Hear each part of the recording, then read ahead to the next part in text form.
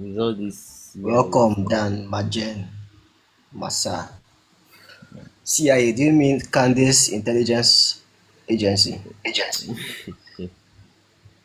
the normal CIA, not conspiracy stuff. How about, were you able to finish watching that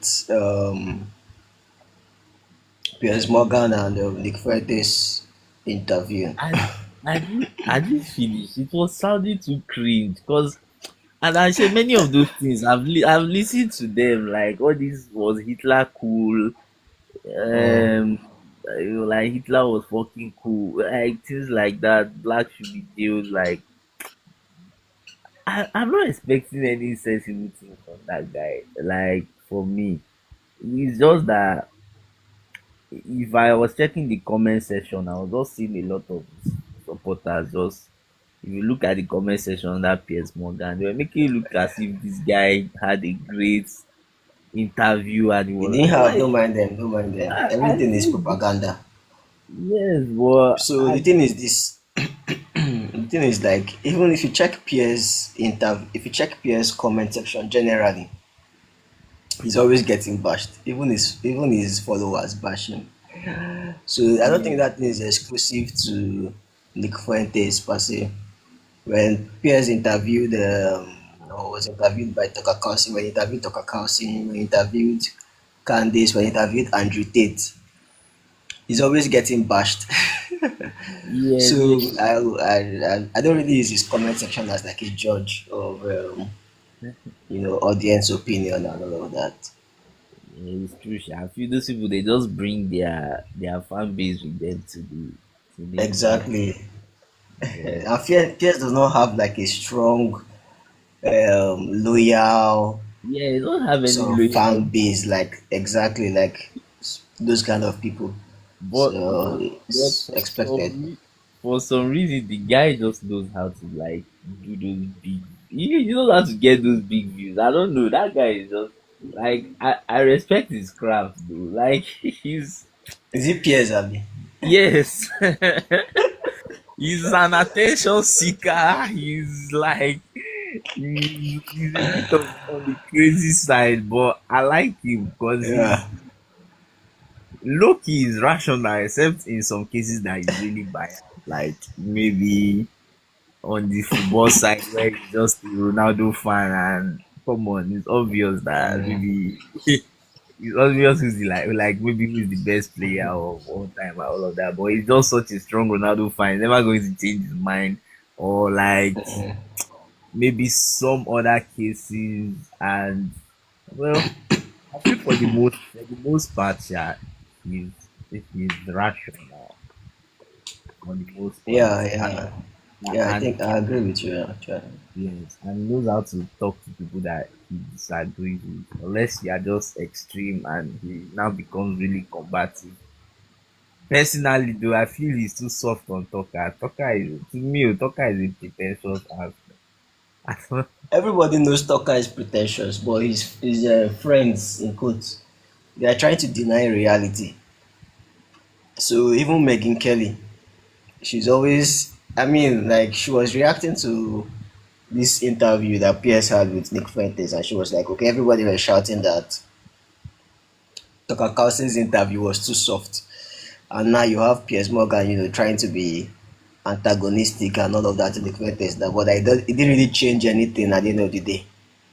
You understand? So yeah, that's her position, and I'm just like, are you serious? Are you kidding me? Obviously, it's not the same thing. It was a good thing that Piers Morgan tackled Nick Fuentes, right? As in, he exposed him for who he was, like a grifter who is always trying to appear moderate whenever he's in interviews and all of that. So why you not try to equate it to what Tucker Carlson did? Like it's not even in the same level at all. But yeah, yeah, yeah. that's just basically how it was. I feel Megan Kelly just doesn't like I don't know. I feel she's she's sort of moderate, but I feel like she's the person that the extremist guys want to listen to like real stuff, like real sensible Yeah. stuff, not people shouting in their ear. Like they go to her. So Mm. maybe she doesn't want to lose those views, like, because I'm sure some of her, and she always wants to have. I feel she always wants to have access to people like Doka. Yeah, that's the truth. So I mean, people like that, they will end up irrelevant because if you cannot confront hard issues the way they ought to be confronted, it's only a matter of time before you just end up being like a, I don't want to use the word establishment, sure, but they're just like there. You don't really stand for anything. You're just, everybody just know you exist, but nobody knows who you are, what you stand for. You're not a vocal voice in the grand scheme of things. You're not important. You're not influential in any way. So I think she's just going to go into oblivion if she continues down this path. She's not even willing to tackle Candace Owens, and it's sick to see. Basically, it's I don't. irritating.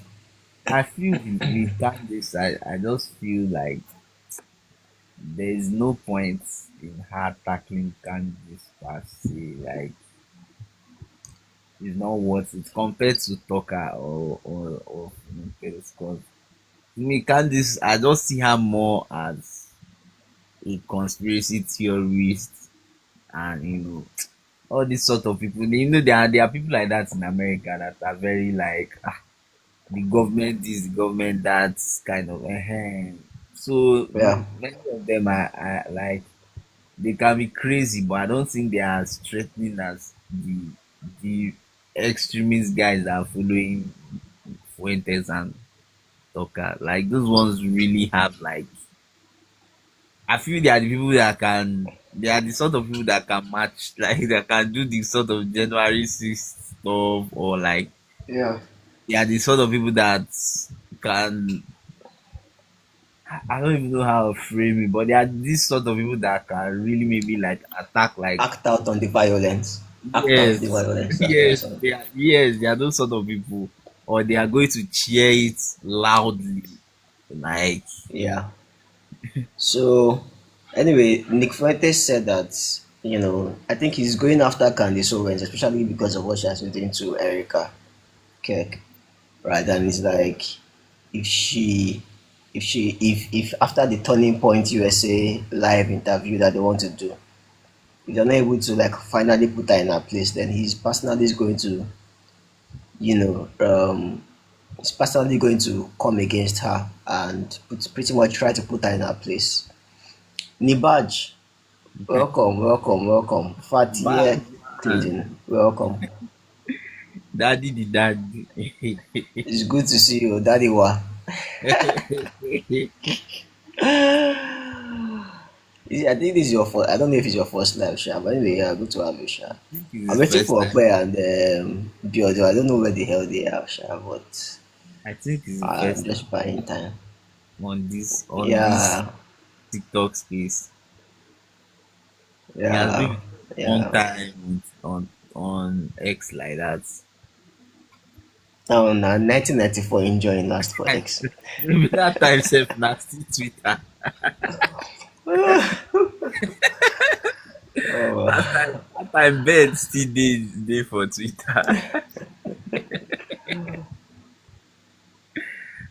Ah, so that's just how it is, man. That's just how it is. But someone has to put Candace in her place. I think she's just out to destroy the entire right wing. She's just attacking everybody now at this point. She's not even like she doesn't even stand for anything at this point. Just bringing up conspiracies, attacking everybody.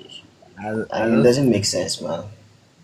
feel that's how she stays relevant. Like, to me, that's how she stays relevant. Some people, they are like, as crazy as they are good with the crazy stuff they do. I won't even lie. Like like Piers Morgan. Like, when Piers Mm. Morgan left, because I used to watch him on, I think, Good Morning Britain also. That was where he was.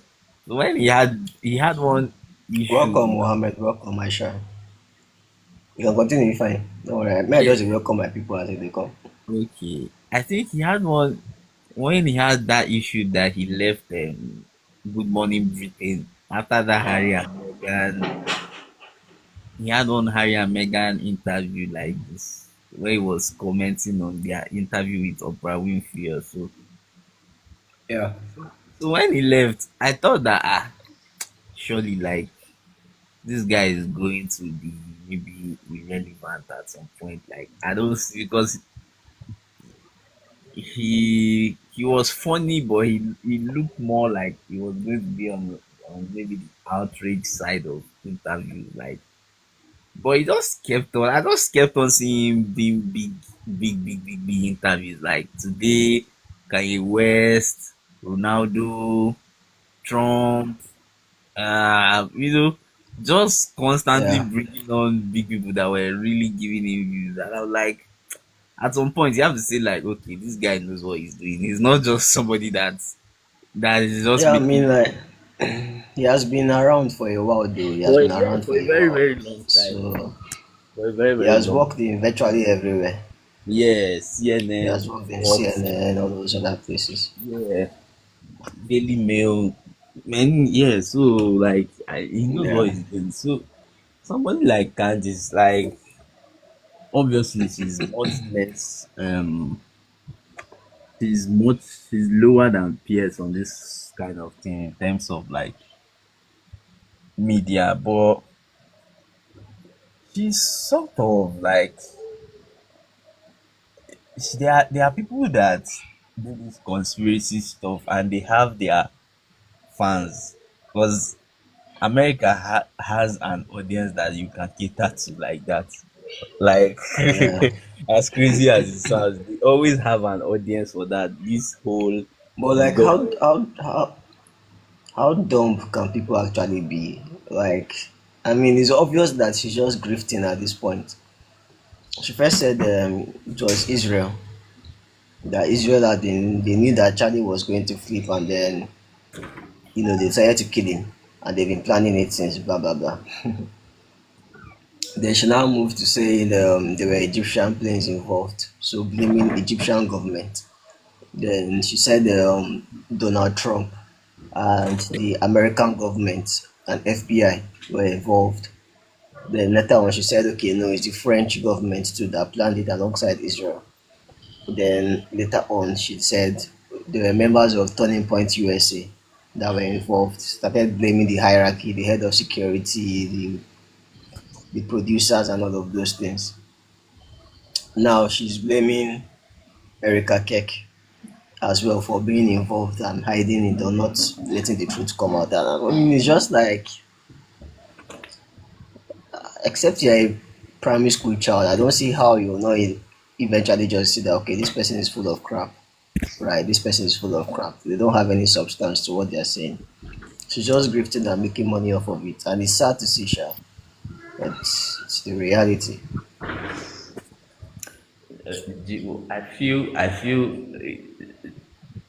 as crazy as it is, Candice is a smart person. Like she's not just a nonsense person that if she sees that this is causing maybe a drop in views, she'll pivot back to she start trying to pivot back to like maybe the normal black Republican talking point. Yeah. I feel she will just do that again and come on like maybe people's podcast, Mm-hmm.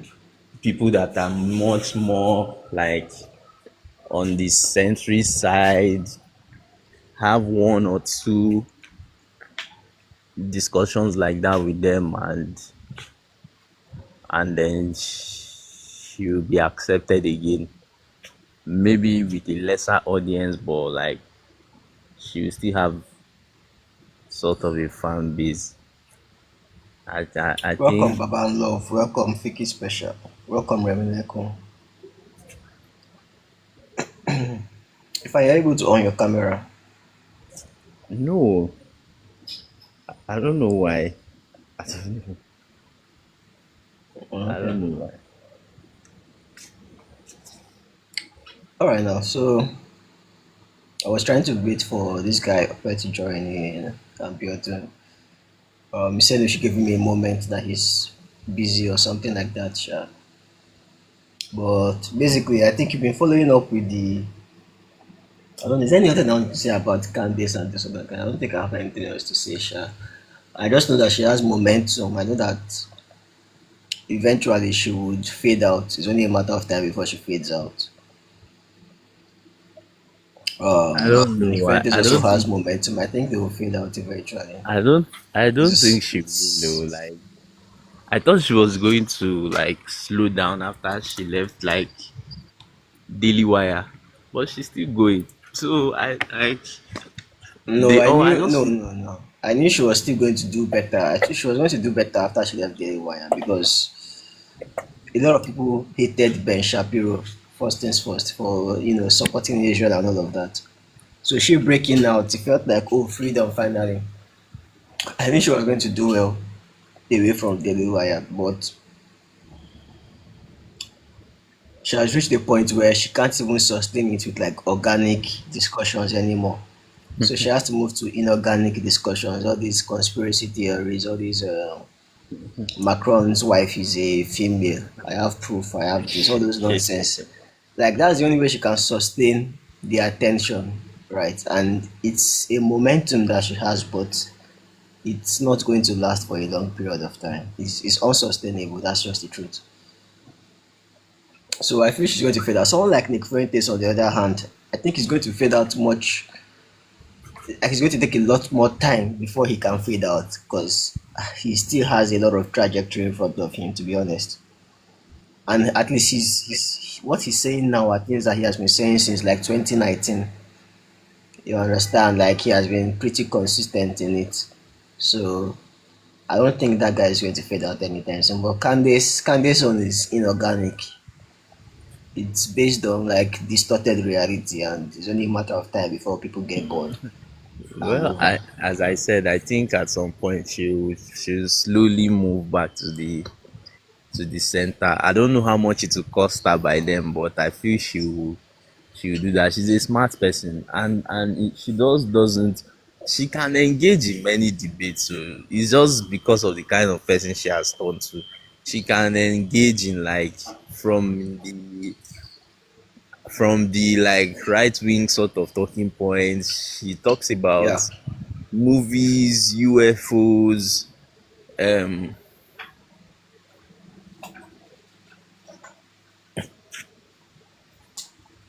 I'm hearing you. yeah, like movies, UFOs, culture, um Welcome, like Stefan. on Christianity. I feel she's a vast person. Like it's just that she decided to be this sort of wacko will I say podcaster all of a sudden. But she's vast. Like I've been watching her since like 20, I think maybe 2018, 2019 or so. Like so she's Well, a to me, vast person. I feel like she has burned so many bridges on the right wing that it is hard for her to come back to normalcy. Like I mean, even look at this guy Timpu, right? He was recently attacked, like they shot at his compound or something like that. And a lot of people are insinuating that okay, maybe someone that is like pro Candace that carried out the attack in the sense that he has been very vocal against Candace Owens. So it feels like okay, maybe the person attacked them based on that and all of that. Sure. And she has attacked, Turning Point people. I know like Turning Point is like one of the holy grails of like the MAGA movement, basically. I mean, apart from the fact that you have Chadikek, they have over 1,000 members, as in I'm saying registered members all over US campuses. So they have so many people now on their side, you understand? And you have other right wing commentators, Tim Pool, even PBD. PBD show they are turning against her. Steven Crowder has turned against her. Virtually everybody have turned against her. It's only the Tucker Carlson. Even Nick Fuentes is against Candace Owens. Like, and it's really tearing into her. So it's only maybe like this guy. Nick Fuentes is a racist now too. I don't know what he's going to do. I mean, he doesn't like women. He doesn't like women, and He doesn't he's like also women, anti-black. black But I people, mean, like no. He's even though he's racist, yeah, I agree. But like, he's also like a fan of Kanye West. So it's not only like that, though. yeah, you can where is parroting what he likes now. This Welcome, is so Emmanuel. You I feel can I join the feel live. I feel all of a sudden like the most rational person among all of them for me is Ben. Is the only Shapiro's only problem is that anything with Israel he doesn't like he doesn't compromise or accept that Hi, Israel good as a evening. state. Yeah, good evening. Good evening. Yeah, welcome, Emmanuel. Yes, Yeah. welcome. Thank you. I feel like Ben like his only issue for me is always like Israel. Like he doesn't have any rationality when it comes to Israel. Like even if you are somebody that understands like maybe the side Israel is coming from, Ben just pushes it to a level that you're like, bro, come on Extreme, now. right? I get you. I get you. But every other thing, I feel like I agree with him for the most part. Like he can be critical of Republicans, of MAGA, of like extreme. I like the fact that he condemns extremism like straight up. He doesn't try to Yeah. pander. He doesn't try to pander like Tucker and the rest. Like and Mm. sort of it has affected his base. The Daily Wire is not as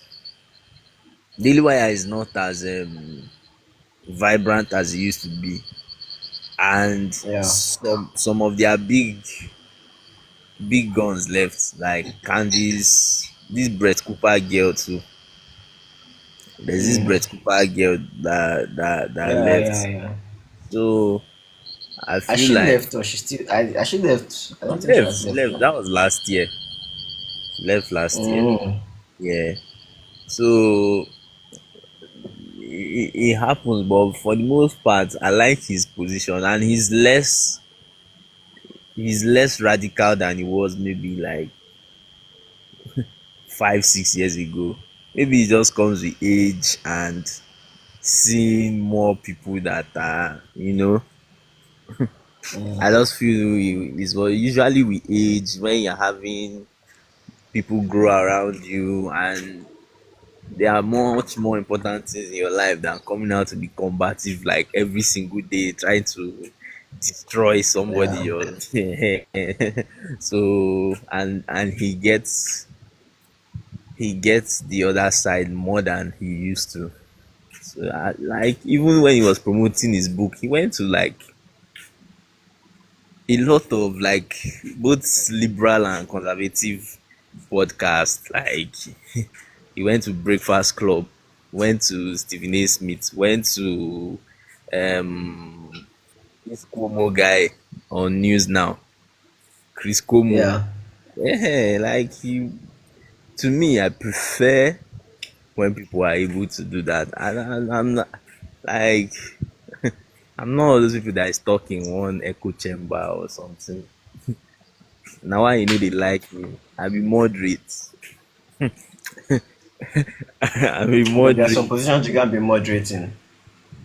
Yes. No, no, no. Some things just require a radical change or like a proper like you need an aggressive push. If not, it's going to crumble you. That's why sometimes people don't like moderates. They are lukewarm or Like what is slow. happening in Europe?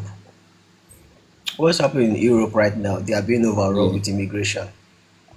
You can't say you want to be moderate on immigration, or so maybe like in Britain, or you're having, or even like in the US, where you saw like over 10 million people come into the country like illegally in within the space of 4 years. You can't say you want to be moderate in that kind of situation. Even like in Nigeria, Yes, you yes. see what is Now, happening with the Islamic terrorism stuff and all of that, and then you yeah, now say that okay, I want to be a moderate. It's just like it's an ineffective position. You don't get anything done. You just end up like a dogma.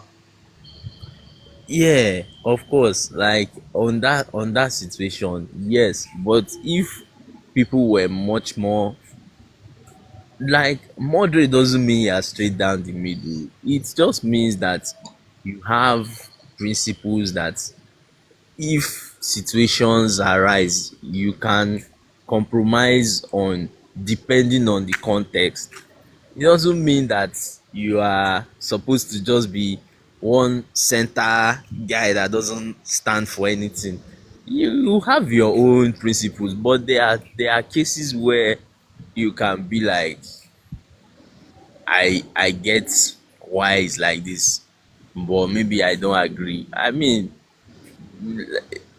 a lot of like those I'm not even an American, so I don't know why I'm saying all this. But US politics, like in the in their golden era was like the 50s, 60s ish, and maybe 80s up until the 80s after they had their issues with Jimmy Carter. And most of the presidents then, they were moderates. Like maybe by today's standards, you will not say they are moderate on some issues now, but for the most part they were moderate.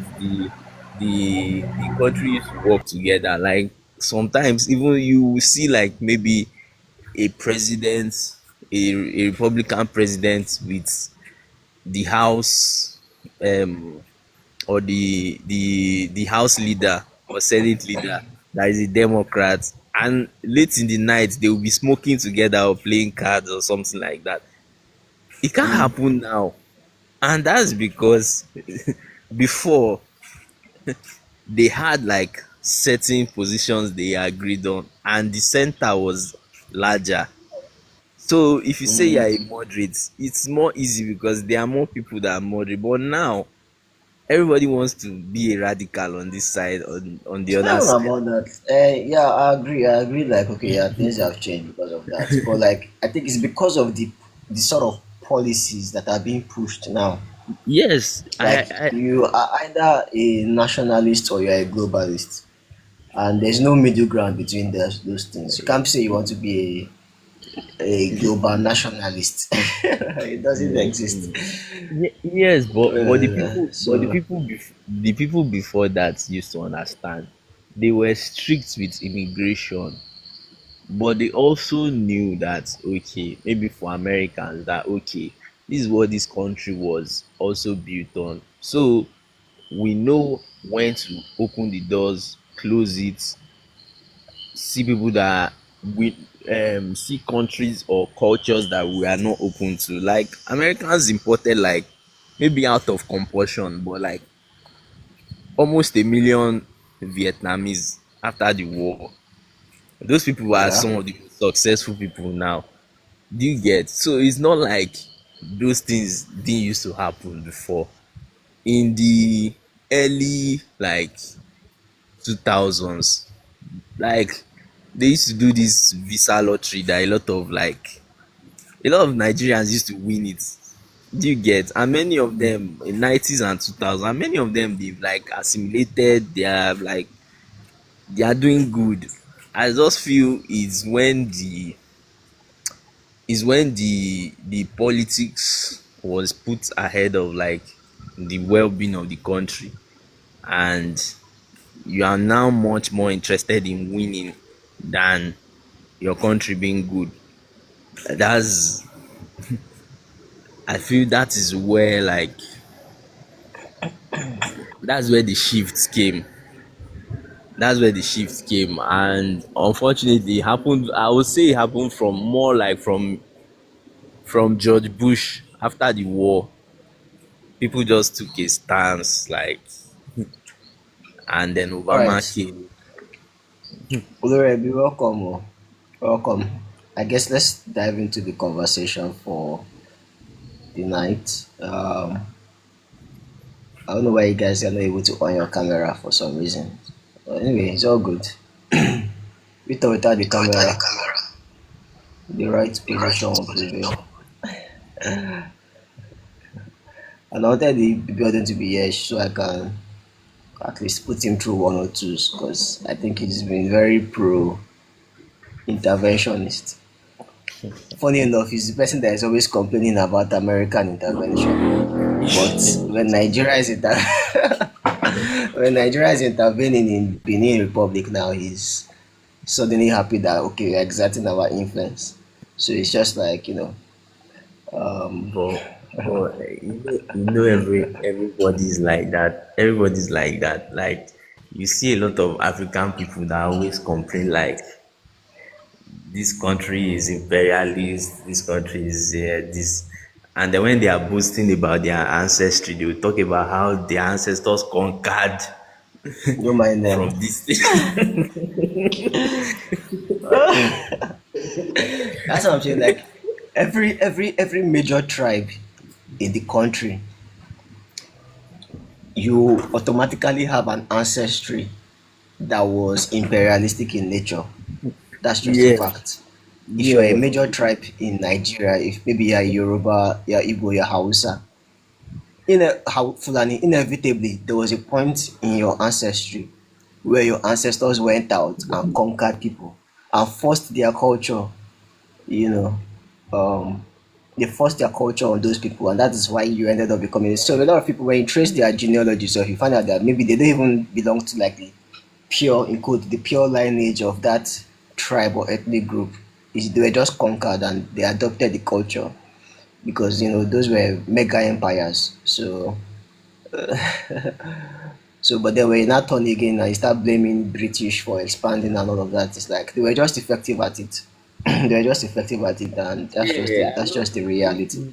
Maybe now that we are more like people are more civilized and there is much more consideration for those things, is fine that people talk about it and complain. But I mean, 300 years ago, that's just the way the world was. Like, it's not a good Exactly, thing, like though. it was a Slavery is normal not a thing. good thing. Imperialism is not a good thing. Let's be fair, because people were Yeah, lost. People can't like, but it was just a dog eat dog world. Like that's how the world has always been. It's just that's more how it soft worked. nowadays. Like if a country gets to a point where they are prosperous, they are industrializing compared to the age of that time, they just feel like they need more land, more resources, and then they start going to Mm-hmm. conquer other people.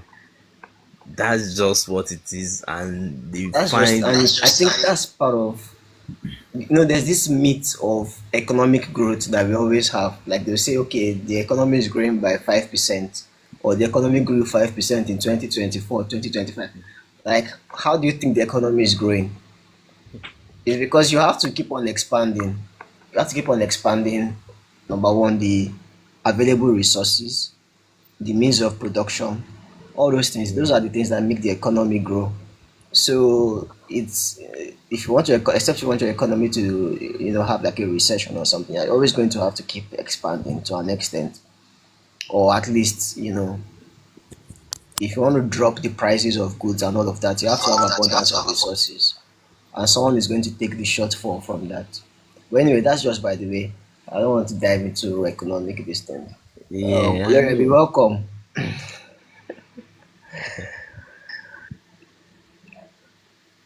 Are I you know. able to speak? Okay, yeah, fine. Go ahead.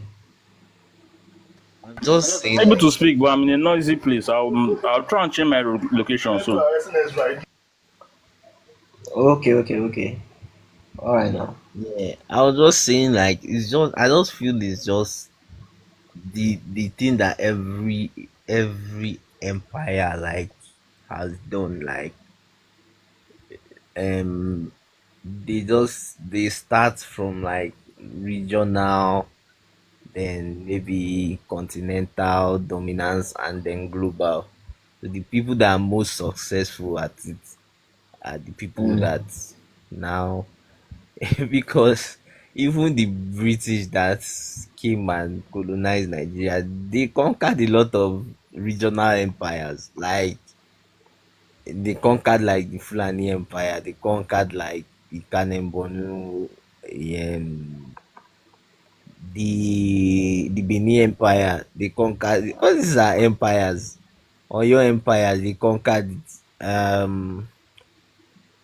In the eastern part, it was more like different swords, but there were some people that were sort of like, will I say, um, they were sort of like warriors then too that were seeking some sort of dominance, like people of Arochukwu. So it's not like they conquered empires, and those empires too were people that were trying to win or collect land from other people too. So it's just who did it best, I would say, honestly.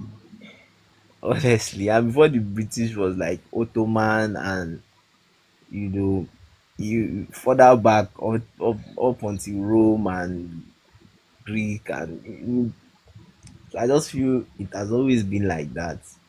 It has always been like that. Anyway, There's let's always just yeah, yeah. I want to talk about the Benin stuff, right? So there are some updates. Actually, I think the first time we talked about it, we were still getting reports that Nigeria made an intervention, but we weren't exactly sure if that was the case or not, right? So, but I think it's fully confirmed right now that Nigeria did make an intervention, and basically what we did was to provide air cover, right? And we grounded any sort of air operations so that the Benin military could intervene from the ground.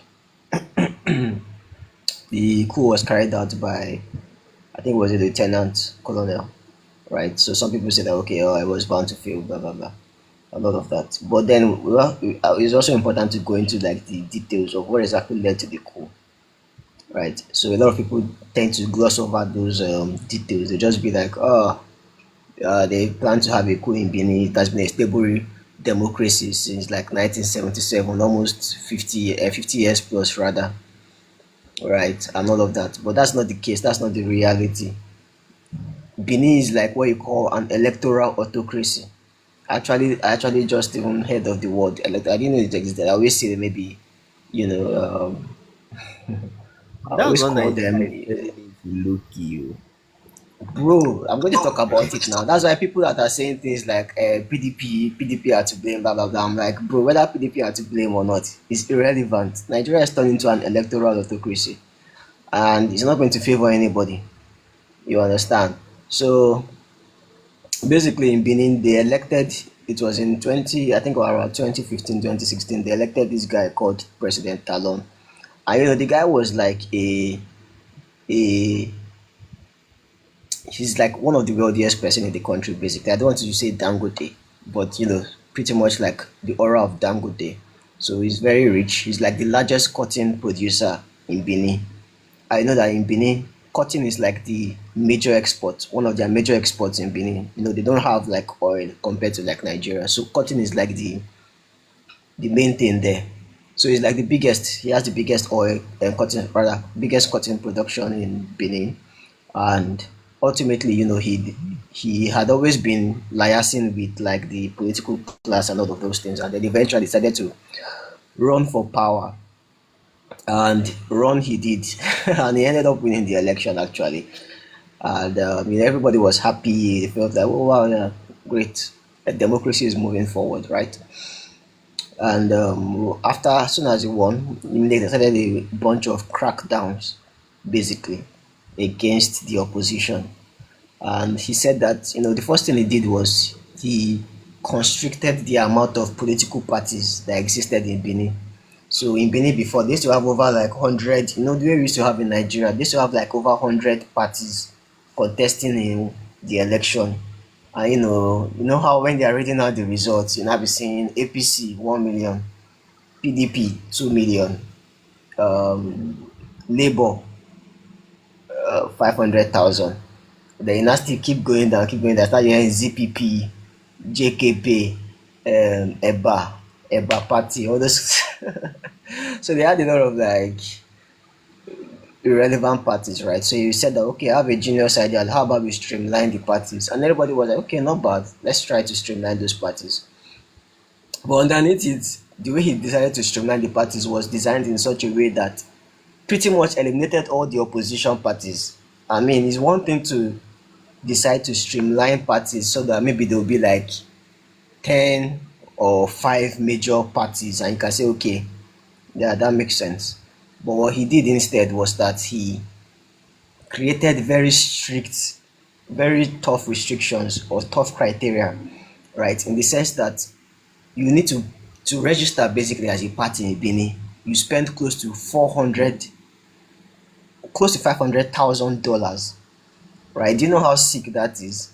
Right, just to register as a party, you have to spend close to $500,000 to register as a party in Benin Republic, oh, not in America. So obviously nobody could raise that kind of money except you are corrupt, or maybe you somehow have massive followership, right? That can pay those sort of funds. So apart from that, going even after he did that, he then made it a policy, right, that before you can contest in an election, about I think about 8 out of the 97 or thereabout. I'm not sure of the exact figure, but about 8 out of the 97, House of Rep members have to back you, and then you need about a minimum of 12 mayors in the city to back you. And the existing House of Rep members and mayors were largely from the ruling party. So there was pretty much no way that the opposition members could actually, get those sort of backing to contest in the election. So basically, all of the entire opposition was ruled out from the election. This is an election that's supposed to happen, you know, um, next year, right? And his candidate basically is pretty much the only one on the ballot. He also, arrested two of the top opposition members, right? They are in prison currently as we are speaking.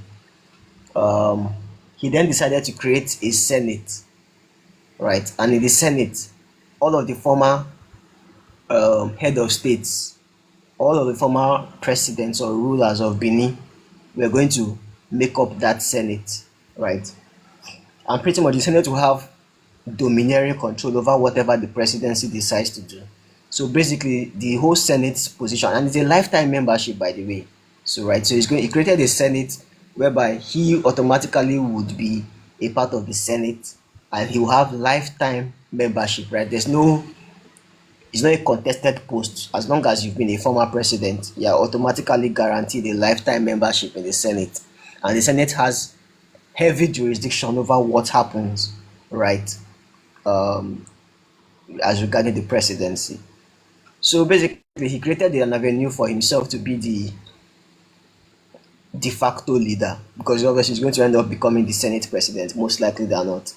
And he's going to definitely, and if he's like the Senate president, he's definitely going to have influence over what the presidency does. So, I mean, tell me in what way, in what shape, in what form, in what world will you call that sort of thing a democracy? I mean, and then Tinubu goes in and says, "Oh, we are trying to fight for democracy." Like, it's just hypocrisy, right? At the end of the day, they only do that whenever they want to keep the puppets or the so-called leaders that they like in power. So I don't know if I what do you have to say about the whole stuff. Like, I think we all saw it unfold in real time, right? And people like Biodun, they are giving the excuse that, oh, he's actually trying to he's actually just trying to preserve democracy, even though the democracy is a bit of is nascent, or is a bit it's in its infantry stages, but at least it's still better than any sort of autocracy. What exactly do you believe about that? See, as I've said before, I'm not a fan of coup in any way, shape, or form. Like, even till tomorrow, I'm glad that the coup didn't work. But at the same time, let's stop deceiving ourselves that we are saving anything democracy. A democracy where you are not able to freely, fairly, and transparently change your leaders is not a democracy. Look at my life. My name is inside. Hi. Yeah, hi, Yeah, welcome. They want me. Just yeah. help us meet for the meantime. We'd like to get your perspective. Perspective for the meantime. Okay, please connect to each other. Connect to each other.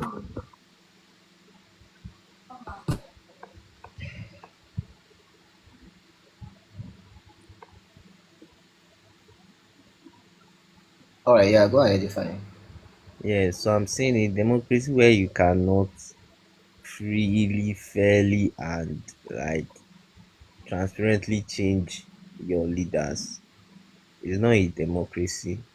Let's just be honest with ourselves. Like the thing with presidents for the most part is that, like, if we want to be honest, these people are maybe like in the AU or ECOWAS.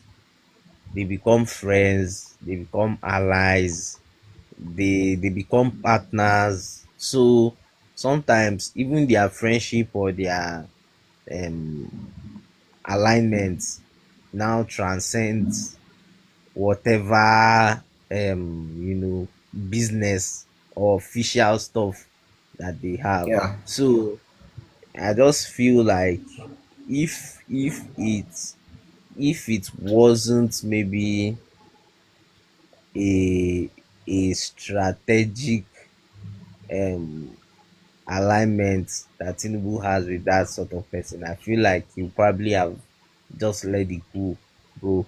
But I think maybe since it's Benin, obviously historically they have like a connection to Nigeria majorly based on the Yoruba tribe. Um yeah, Also, I would say um out of like 16 ECOWAS countries now, like five are under like military rule. I mean, adding another one just doesn't look good. That's the truth. Like in a region so of like um fine, yeah, like having another military government is not a good step in the right direction, right? Understood. But then like the reason why the military coups keep happening has not been addressed. Right. I don't think they are addressing the root cause. Instead they are like trying to cut off the leaf rather than cutting off the root. You understand? And it's inevitable that when you keep on doing that, you're not going to end up stopping military coups from happening or people supporting it. Because the only way to stop it from happening is to address the root cause, and that's not being done. Yes, that's the truth. Like they are not addressing the root cause, and it's because everybody has their own sort of selfish interest. Like the EU or the AU, for example, can't. I don't know why they can't set a rule that, look, any country that doesn't have a stable transitional democracy cannot be a member of the EU or the AU. Just like um for the most part in I'm saying the EU. Sorry, for ECOWAS or the AU. I'm not saying EU. I'm making a mistake. Yeah. Just like the European Union, most of the countries there are democratic, stable. They are not having this sort of like how will I put it? They are not having this sort of, will I say, what's the word I'll use? This sort of dictatorships there. Mm-hmm. Most of the countries there, unless maybe I'm missing anyone. I don't know how Serbia runs, and I don't know if Serbia is part of the EU because they are usually these Eastern European guys. Most of them are not, but most of them are transitional and stable democracies. I just feel if the African Union and ECOWAS have to set those rules. But if they set those rules, nobody will be there because you might only have like 3 or 4 countries there. When you call Nigeria, you call Ghana. That's the list, though. That's the list is done already. Many of these people that were removed from power, They are actually dictators that have stayed there for long, and they are being propped up sometimes by even the bodies themselves. Just like Niger, the man that was thrown out of not even is in Niger, like Sudan, sorry, Sudan. The man that was thrown out of power was there since 2009, or sorry, not even 2009, 2004 or 2003. And you empowered your generals so much that the Darfur region, you use them to plunder that place and massacre those people, and you created an army that is different from your own normal Sudanese army, and you name them the Janjaweed army, and then the army became so powerful that they are now challenging your own army, and those two people Yeah, combined to overthrow you. So what sort of monster are you now creating yourself? But I'm sure when you were doing all those things and empowering those generals and creating and feeding an army that was outside the normal state army, you were claiming outside that you are a democracy. And when those people now remove you, you will be the first person that will come on the big screen or go on an interview and talk that, oh, democracy is so precious. We don't want to live in military rule and all of that. Meanwhile, look at what you are doing. And that's what many of these dictators are doing. They try to silence opposition. Elections are a formality. You you use the army on these people. If it's not arrest, you are shooting people. Many of these countries, they've even given up on anything elections. They don't participate. Sometimes election is even like after 6 or 7 years. That's already a long time for somebody to be in power. that's Some part of people, what happened in Benin. yeah. So sometimes they They like, changed the they changed the tenureship from yeah, 5 years to I think 7 years, or is it 9 years or so. yeah. So that, just look at So what. obviously, like, you're killing the democracy. Yeah, so you do all those things, and then when coup was to happen, you start screaming that, oh, democracy is so precious, and so please just spare us all those stuff. My Yeah. only my Alright, only so what? Okay. Yeah, yes, Yeah, can round up. let me round up. My only problem with military coup is that they almost become the same thing, because they might come in, talk about how they are going to transition to a democracy in 2 years, and then the person now either stays as a military dictator or becomes a dictator wearing agbada and suits, and he just becomes a Exactly. democratic dictator, or he puts a puppet in power. So it's just like the same cycle again. You just have a Mobutu Sese Seko of Congo and people like that just that, so it doesn't really change much. The only thing that will really change this thing is when you have stable transitional leadership where the citizen knows that I can change you. You can tell your president that I will vote you out and you'll be afraid. That's the only time these things will work. If it can't work, you keep having these cycles. Yeah. Oh boy.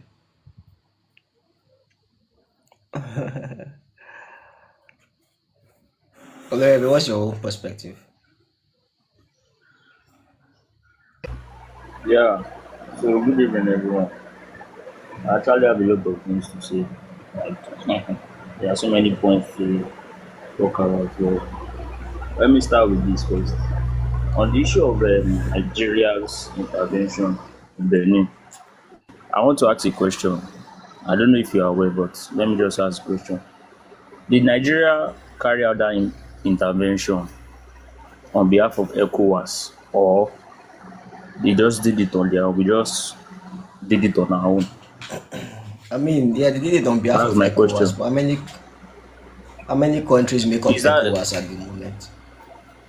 Okay, so the thing is, everybody can, everybody's entitled to their own opinion. Fine, but if Nigeria carried out that intervention on behalf of ECOWAS, I don't see why there's so much backlash against the Nigerian government in that regard, because it is on behalf of the ECOWAS. It is not as if we did it on our own. It was with the agreement of the members of ECOWAS, which Benin, I believe, is also part of. So if that's the case, I don't know why people are. I don't know why everybody's just saying we invaded their country. No, First things first. First things away first. from let me First. let me finish, please. Let me finish. I know you Okay. want to. I know you have a lot of things to counter here, but let me finish. Now, All right. whether the democracy is electoral autocracy or not is another topic entirely. But as far as the member states of ECOWAS are concerned, you understand, democracy is the order of the day. They believe that the main aim of ECOWAS at this point in time is to preserve democracy across the member states. If even though it involves Nigeria or ECOWAS troops, you understand, invading Mhm. or entering a country to stop a coup plot, you understand. So that one is fact. That's fact. You understand. That's what is tenable at the moment. Every other thing that you people are saying here is your own opinion. You understand, of which you are entitled to it. So as far as Nigeria's intervention in that coup is concerned, it is completely legal. It's not like America's own that didn't get the approval of the UN. This one got the approval of the body that is in charge of all the member states, including Benin. So that's the first thing I want to say. So you can say what you want to say now. Let me hear what you have to say. Okay, yeah, it's a very simple stuff I want to say. How many countries make up ECOWAS at this point in time? Because you talk about ECOWAS. First things first, a lot of all the countries you are speaking about, they have pulled out of ECOWAS. Niger used to Does it be a member of matter? ECOWAS, they're out. What does it Chad used to matter? be a member. What, Yes, because ECOWAS has become a a how do I put it? It's a charade right now. It's just a charade. Like it exists in name that, only. that one is your It exists in opinion. name only. Okay, The that one is your ECOWAS own fighters. opinion. It's You not my just that this one you are opinion. It's saying not is my just your opinion. opinion. You understand? No, it's not See, my it's not. opinion. First things Wait. first. Okay. Let me just finish my point. Sorry. Um, Niger has pulled out of ECOWAS. Chad have pulled out of ECOWAS. Mali pulled out of ECOWAS. The only countries you have in ECOWAS, Guinea-Bissau obviously is already a dictatorship, right? It's a military dictatorship, so you don't really have that. Then you talk about probably only Benin. You have Benin, you have Cameroon, you have Togo, right? And then you have Ghana. Those are like the prominent countries that are currently existing in ECOWAS. And the countries that sent in their troops were only Nigeria and a little bit of Ghana. Right. So how exactly can you call that like an ECOWAS such like how can you call that an ECOWAS how do I put it, initiative, right? When you have only two countries intervening, you don't have a cross national body or a cross national force intervening. That's number one. Then number two as well, the president of Benin, President Talon, called President Tinubu to intervene. It was an invitation from the president of Benin, right? So Nigeria only used the front of, oh, we are intervening as ECOWAS, but there was no sort of ECOWAS convention that happened. Nobody in ECOWAS, there was no sitting that happened within those first 12 hours of the coup. No such sitting happened about ECOWAS. It was simply just an invitation from the president to Nigeria, and then Nigeria intervened, and then they used the cover of, oh, we are intervening as ECOWAS. But there was no ECOWAS convention whatsoever that mandated or approved any sort of intervention by Nigeria. So please, yeah, go ahead and explain to me how exactly you can call this an ECOWAS intervention. I really don't understand where you are getting some of these things you are saying. First and foremost, you said ECOWAS only has 5 member states. I don't know. I said they only have Senegal, let me mention the ones that are member states now. What does active mean? What does that mean? First When things first, we are what do you talking mean by about. active? Let me first understand what you mean by active. I didn't say they only have five. I said I didn't say they only have five. I said a lot of the members of ECOWAS have pulled out, and I mentioned Chad, I mentioned Niger, I mentioned Mali, even Guinea-Bissau as well, because they just had Only their for own coup. only on okay. The only That's countries number that have one. pulled out, by the way, are countries that the only countries that have pulled out of ECOWAS as of today are countries that have been overtaken over that the civilian government or the democratically elected government in quotes has been overrun by military by the military. Those are the countries that are pulled out. You understand? And if Yeah, and my that's memory like serves me almost correct, I don't one think third there are of more the than five. members. We That's have one third Mali. of the Hold on, let me members finish. We already. have Mali. Let me finish. Go Let me ahead, go make my ahead, go point. ahead. You have Mali, we have Niger, we have Chad, and recently Guinea-Bissau and Burkina Faso. That's just five. Burkina Now, Faso, okay? when the coup in Niger, happened, you understand, there was an ECOWAS convention, you understand, where the presidents of the remaining countries that still have a democracy all gathered together, and they first and foremost they all condemned the coups that have happened at that point in time. That was for Mali, Burkina Faso, and Niger, at least at that time. You understand? And there was a consensus agreed that there will be no tolerance for any sort of military coup in any of the member states of ECOWAS. I don't know why you managed to skip this one, this thing I'm saying. Maybe you don't know. But there was a convention, there was a consensus and an agreement among all the member states that there will be zero tolerance for any sort of coup in any of the member states. Now, to the point that you are Okay? making about Talon calling, let me finish. To the point you are making about Talon calling Tinubu for assistance. Don't forget, while Tinubu is the president of Nigeria, he's also the president of ECOWAS.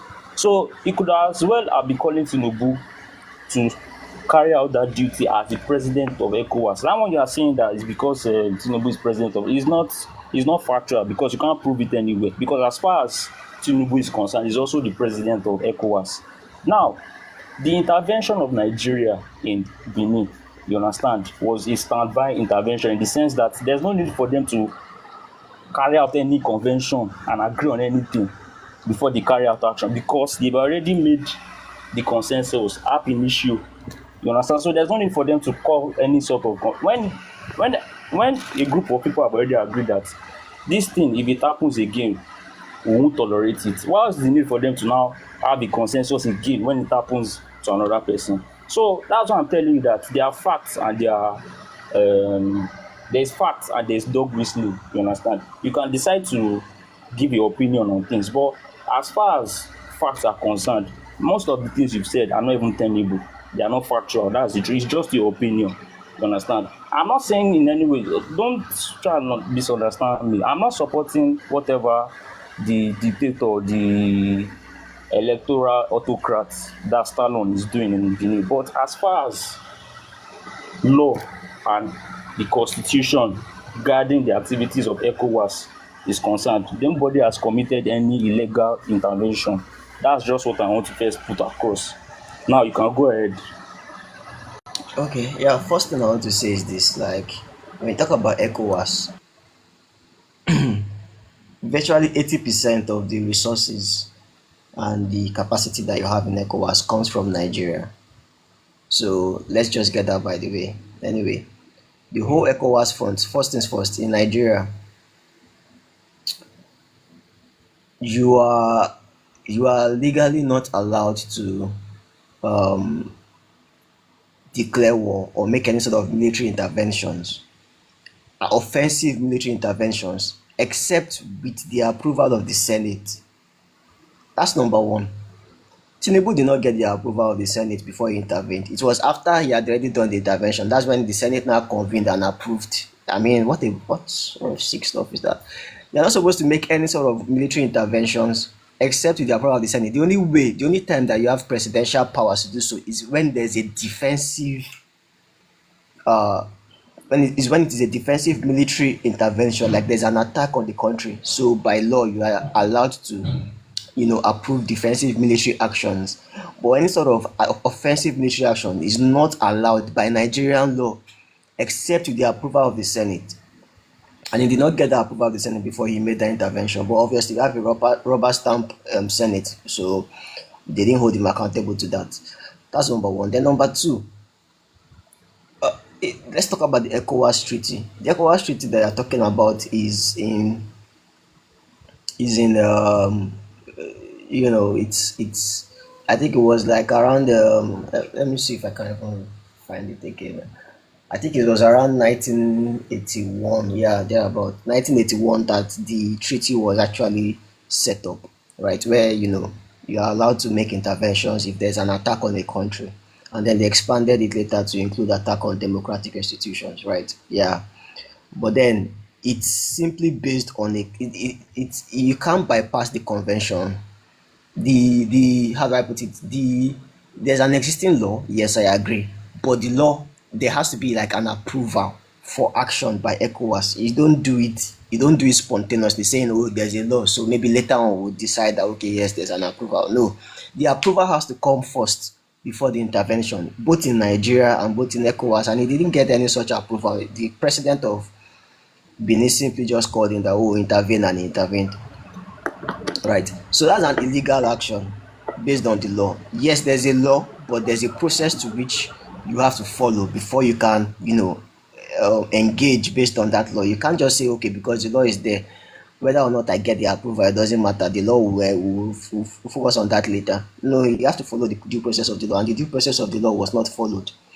Now you can make a case that, okay, it was an emergency situation, all of that, but at the end of the day, the law is the law, right? If it had gone haywire, which it eventually did, right? I mean, we saw our soldiers having like the Air Force having an issue, like a mechanical issue in Burkina Faso, and then having to land there when flying to Portugal. So all those other nonsense that happened, embarrassing stuff that happened. So I mean, like, the fact that there's a tenant in the law that states that thing does not mean that you bypass the due process of the law. You still have to follow the due process, and that was not followed in this situation.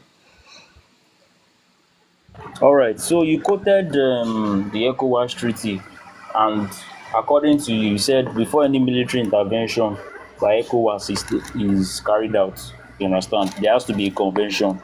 All right. In There that has to be an treaty, is there approval, no yeah, clause for instances? Yeah. Okay. There has to be an approval. Good. yeah. Now, I don't know if you heard what I said. Maybe you didn't hear what I said, but let me repeat myself. I said earlier, you understand, before this coup happened, after what happened in Nigeria happened, all the ECOWAS state members gathered together and they condemned the coup, and all of them asserted that subsequent coups will not be tolerated. You understand? That in the event of coups, that the long and short of it is that there will be no tolerance, zero tolerance um, for coups in West Africa any longer. Now, in that treaty that you quoted, is there no provision for emergency action? Or how will it sound when you know that a country, a member state, because all these things, it's very easy to do the lip service, and you quote laws here and there, you understand? But how practical are these laws? You are saying that there has to be an approval, or there has to be a convention, which by the way does not apply here, because there's a context here, because everybody has established the fact that there will be zero tolerance for such coups. That means in the instance that a coup happens, you understand, everybody expects that decisive action is to be taken. That already covers the approval that you are waiting for. So what's the need for any approval? Why do you need them to It's gather like themselves what together what then what you're to saying. convene again? When, hold on, let me finish. When a coup is happening at the moment, and they know that time is of the essence in quelling that coup. So you want them to wait and gather a convention to approve for something that they've already agreed before. I mean, that's why I said all these things are very easy to say, It's very, very easy to analyze from the comfort of wherever we're sitting. But they are not practical, because if they say that if that's going to be the modus operandi, then it's pointless. There's no way you can even intervene by gathering a convention. How long do you think it will take for all of them to gather together, then give approval before they now take action on something that is imminent, of which time is of the essence when you are trying to quell a coup? So all these things, as I said, everybody can analyze it the way it is, you understand? But one thing we should not do is, you might not like the present administration, you might not like everything that's going on in Nigeria. Fine, it's all well and good, but let's not twist. You understand? Let's stop this dog whistling. This political dog whistling is not going to lead us anywhere. Yeah, that's just what I was saying. It's not So fine. you Yeah, but can respond, or it's not even about liking whether you like the administration or not. It's just about the absurdity of everything, right? So first things first, you talk about, okay, it's an emergency situation, so they had to break the law. I mean, like, come on, that's like saying they didn't break any law. That's what I'm telling you. Which law was broken? I don't understand. the law. Wait, have you seen The law, hold on. the law of due You sent process, a the video law to the of group. due process, the law of What due law of process due was process? broken. Can you bring out the law? Okay, Let's even see what you are talking Orebi, about. it's simple like this. What It's law as are you simple as referring this. to? Wait, let me explain. If the government wants to come to your house to search your house, by law, they're supposed to get a search warrant from the court. If they want to arrest you, they're supposed to get an arrest warrant from the court, right? You can't just say I'm asking you that in that law, is there no clause for decisive action to be taken when time is of the essence? We did tell you that, okay, because you need to get a warrant when something that is happening in the other places happen, and you know that you need to act decisively, you won't take action because you've not gotten warrant. I mean, I don't really understand what you're trying, the point you're trying to, because first and foremost, this law you're putting is non-existent. my point It's is even he did not non-existent. call. My point is, what I'm saying, this is 1981 ECOWAS approved law. Anyway, my point is that And it has not been amended since then, and there's no clause there. it was amended. I'm It was asking you, amended I'm in not 1999. It was amended in 1999, and okay. it was amended to include, attacks on democratic institutions. That's why I said that, okay, technically is the intervention is legal, but there's a process before the Okay, intervention. You cannot just jump the gun. And by the way, that's just the thing is this: the president did not call he didn't call ECOWAS to intervene. He called Nigeria to intervene. Now Nigeria intervened, and then they used the clause of, oh, ECOWAS, that is why we are intervening. So that's what I'm saying. It's two different things. And then secondly, what other ECOWAS force joined in, maybe apart from Ghana? Why didn't Togo? Togo shares a border with Benin Republic. Why didn't Togo intervene? Because they were not called in. If at all they were truly, being honest about intervening as ECOWAS, at least Togo would have joined in the intervention, because Togo shares a land border with Benin Republic as well. And if you are trying to quell a coup, at least you expect to attack from all sides of the country. But Togo didn't join in the intervention because the president did not call the president of Togo. He only called the president of Nigeria and he called the president of Ghana to intervene, and then Nigeria intervened with the Air Force, right? So, I mean, let's make that I distinction. told But you that the anyway, reason why I called the president argue. of Nigeria is because the president of Nigeria is the president of. Why does he need to go and call the president of Togo? Is the president of Togo the president of ECOWAS? Why does he need to call You the cannot. president of Togo when the president of ECOWAS coincidentally is the president of Nigeria? Is it not ECOWAS's intervention in it at that point? So why does he need to call the president of Nigeria Togo? is not ECOWAS. Nigeria is not ECOWAS. You can call the president of Nigeria, yes, to convene a council, an emergency council, to intervene as regarding the matter, but not to directly invade the country. So that's what I'm saying. The process of the due process was broken anyway. But anyway, you can argue back and forth as to whether or not it was emergency, and so illegalities are allowed and all of that. The whole point of this is very clear. Okay. Is that we All have right. electoral autocracies. We have electoral autocracies in Africa, and ECOWAS does not intervene. But The point suddenly, of when it is a electoral corrupt see politician, electoral suddenly they know how to intervene. So it's a that one is hypocritical about stand to personal. take. That's your that one is your personal. That's just your feelings. That's how you feel. Okay, it's fine. How I'm is it not my arguing feel? whether How is it my there's you see. feelings? Hold on. Let me. I'm not arguing whether there's electoral autocracy. That's even besides the point. Me, I'm looking at what I'm talking about here is that act of intervention that you are so quick, you understand, to condemn. Which, by the way, I'm trying Yes, to it tell you has to be that condemned. it is not. It has to be condemned. Why will you condemn the Yes. intervention of ECOWAS? You are saying why will you call the president of Nigeria? I've Number already one, it is told you here on illegal. this Number one, platform it that was the illegal. president of Nigeria is the president of ECOWAS. So who should they have called? Should they call the president of You Ghana? call the president Or of what do you Nigeria, who is the expect him? You president said of ECOWAS. ECOWAS. You said yes. I'm What's making it wrong very about clear. that? I said you called. Yes, I don't have a problem with you calling the president of Nigeria, but the intent of the call is what Okay. matters. The intent of the call should not be Nigeria come and invade Benin and save my ass. No, the intent of the call should be Is that what? Nigeria Oh, how do you know convene, that that was his intention? convene. What do you know that? Are you certain that that was the intention of the call? That was literally what No, the let's government no, said, let's that the be factual. President Talon called for help from Nigeria. He didn't call for help from ECOWAS. If he called and he told Tinubu, oh, convene an emergency See security whether council meeting see so that they can what you intervene, that is a different thing. Now you're intervening as ECOWAS. But no, that was not what happened. They intervened as Nigeria, and then they used the cover of he called ECOWAS to he to called to, he to called on legitimize he it. called on Nigeria to intervene. He didn't call on ECOWAS, but it just so happens that the Yeah. president of Nigeria is the president of ECOWAS. See, okay, no No, you problem. don't do that. You Since you don't are not, conflate no it. You don't problem, no conflate. You don't problem. conflate those two things. You don't Because conflate those two things. if Yes, if president of Nigeria is president of ECOWAS, for but he example, intervened he intervened as if you Nigeria, want not as if you ECOWAS. for example, if you want the UN to I intervene, think Obi wants to say something. yes, we have to be like, as much as I understand your point a little bit, we have to be circumspect about this thing.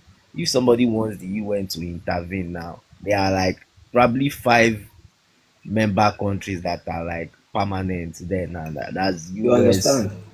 yes, US, UK, Russia, France, China.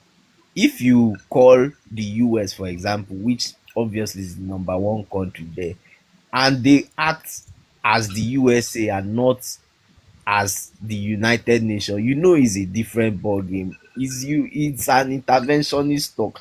It's no longer the UN intervening, it's USA going in with their might. So is the fact that the US is a permanent member of the UN doesn't just give them the right to intervene and say we are doing it on behalf of the United Nations. They have to do it Exactly. they have to do it through like a process, and they know that okay, it is the United Nations. And Yeah. another thing I would say is that I understand the fact that they want to protect democracies. It is just is okay. But then again, rules and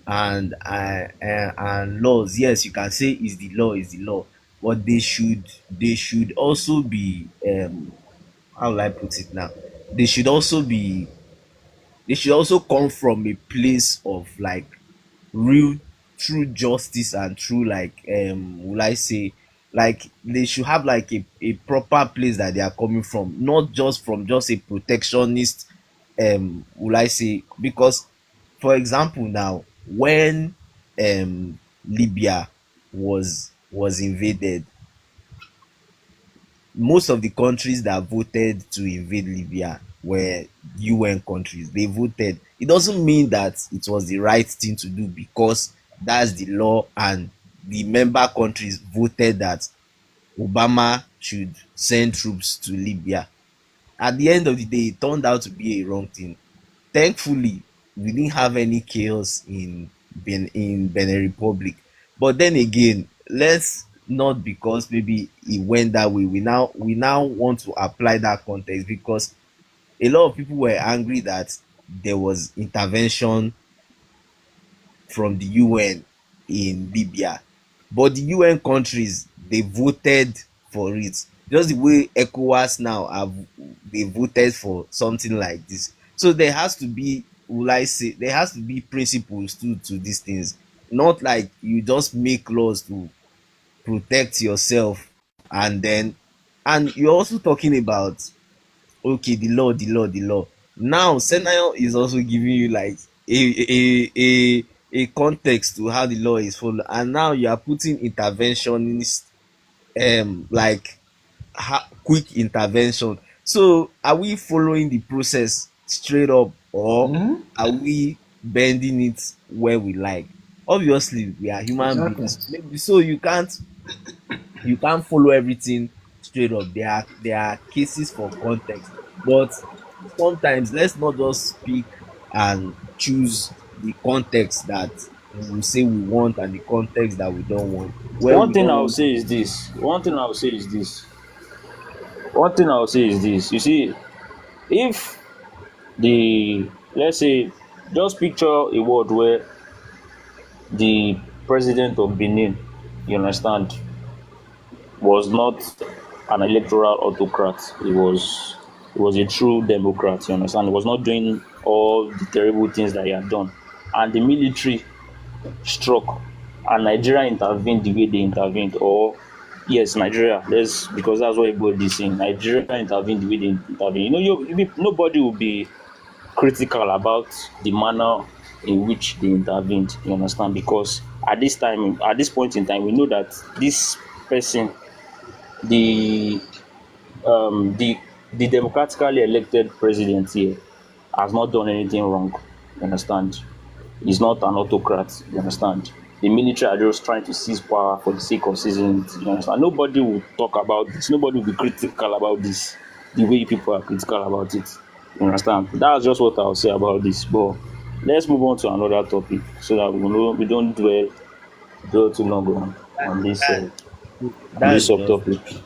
we've already spoken about it. Like, African leaders should stop creating situations where so things like this happen, and then that's when you now start remembering that, oh, we are this stable, strong democracy that needs to be protected. A democracy where your people cannot change their leaders is not a democracy. You can say it so that people will say, oh, we are protecting democracy, but in truth it's not democratic. The fact that a law is a law doesn't mean that the law is coming from a place of proper truth or proper justice. It is just a law to mask something. So the reason why coups don't happen like that in Europe is because many of these places are stable democracies where no matter what is happening, the power resides with the people. But when you are always keeping your country in a tense situation, in a situation where you are turning on your citizens anytime, any day, the opposition, you silence them, the people come out, whether it's protest, whether in the media, you clip their wing. What exactly are you expecting is going to happen eventually? Is it that you keep doing all these things and then you still come out and think and proclaim that you are a stable country, or you are protecting democracy? You are only going to have one end point. That's just the truth. You either have like a power tussle, or like a civil war, or you know or you have a military coup. Like, those are these disastrous endpoints. So at some point you have to make a decision. Do I really want my country to progress the way other developed countries are progressing? What will I do to empower my citizens? Not you Yeah. picking and choosing when you are a democracy and when you are not. When you want to stay 10 years or 15 years in power, you now start remembering that, oh, the queen has stayed 40 years in power. So why can't that's how some of these African leaders talk. When you ask them, you've stayed in power for 30 years, is that telling you that, oh, the queen, they now remember the queen, they won't remember the UK prime minister. But when you are now, when they now want to defend themselves, they will say, oh, we are a stable democracy. You are not a democracy, you are just an autocrat. That's just the truth. That's Right. Then exactly what I'm another talking thing I want about. to highlight, you understand, is I think Senayo made a comment about how Nigeria is gradually turning into an electoral autocracy. Please, would you like to shed more light on what you mean by that? Uh, So I yeah, I believe you mean, had there was yeah, a context to that statement. yeah, I mean, so the thing is this, like we have just till 11 o'clock to end the live. Probably we may reconvene after 11 o'clock. I don't know, but I think there's a limit, right? So it's going to go off by latest by 11 o'clock. But what I just have to say, I'll first address the whole stuff.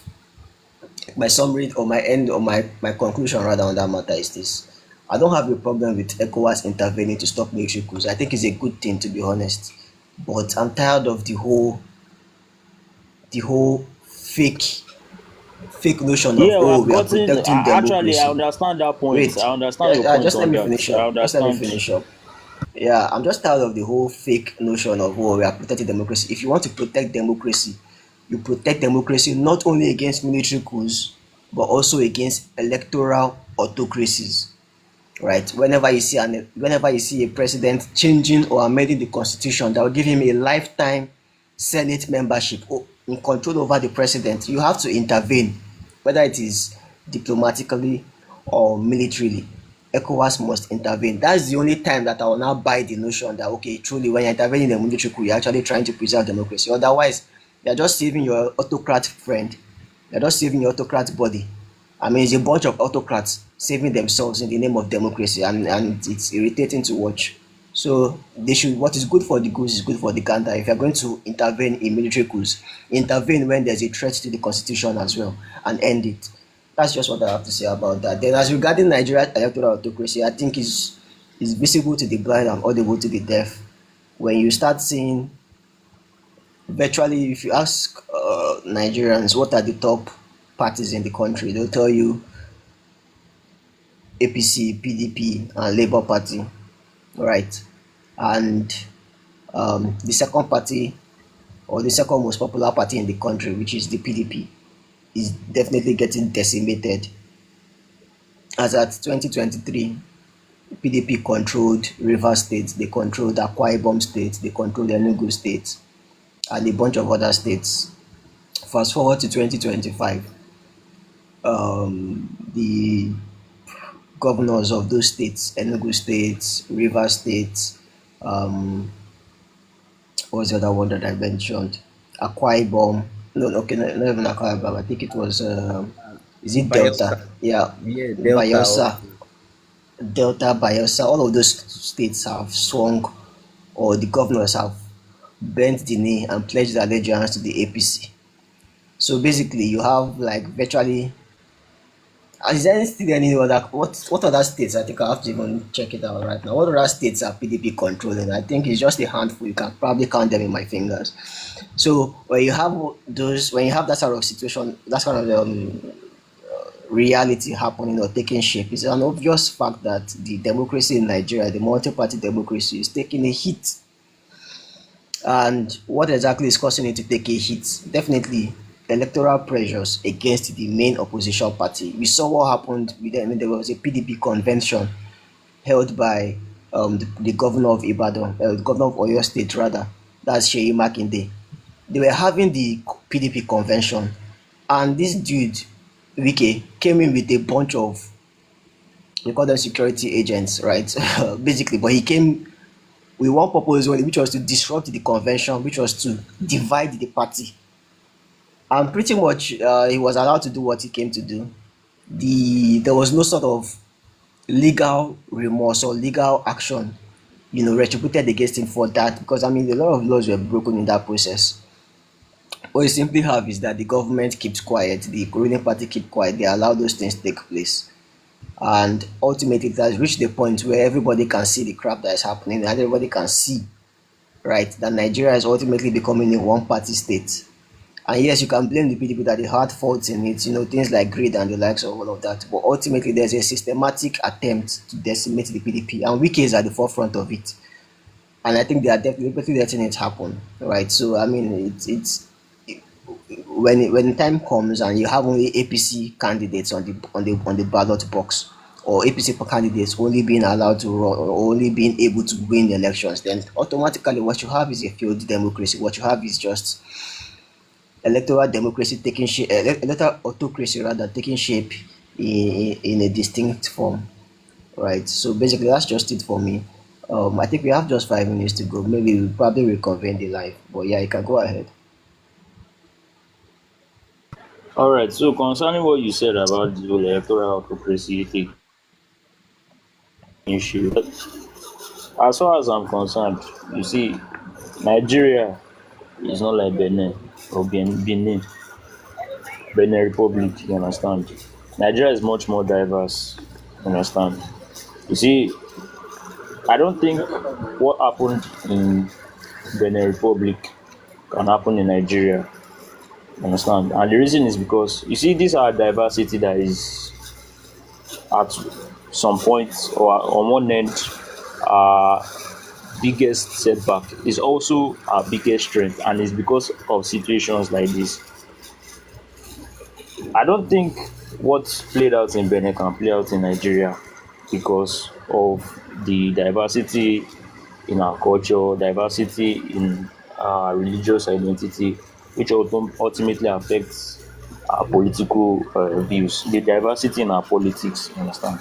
And Nigeria is not a country that has any, know, is sad anyways. We don't have unity of purpose. So that lack of unity of purpose cannot actually will not work in the favor of whoever wants to establish that electoral autocracy. So you see the failings of these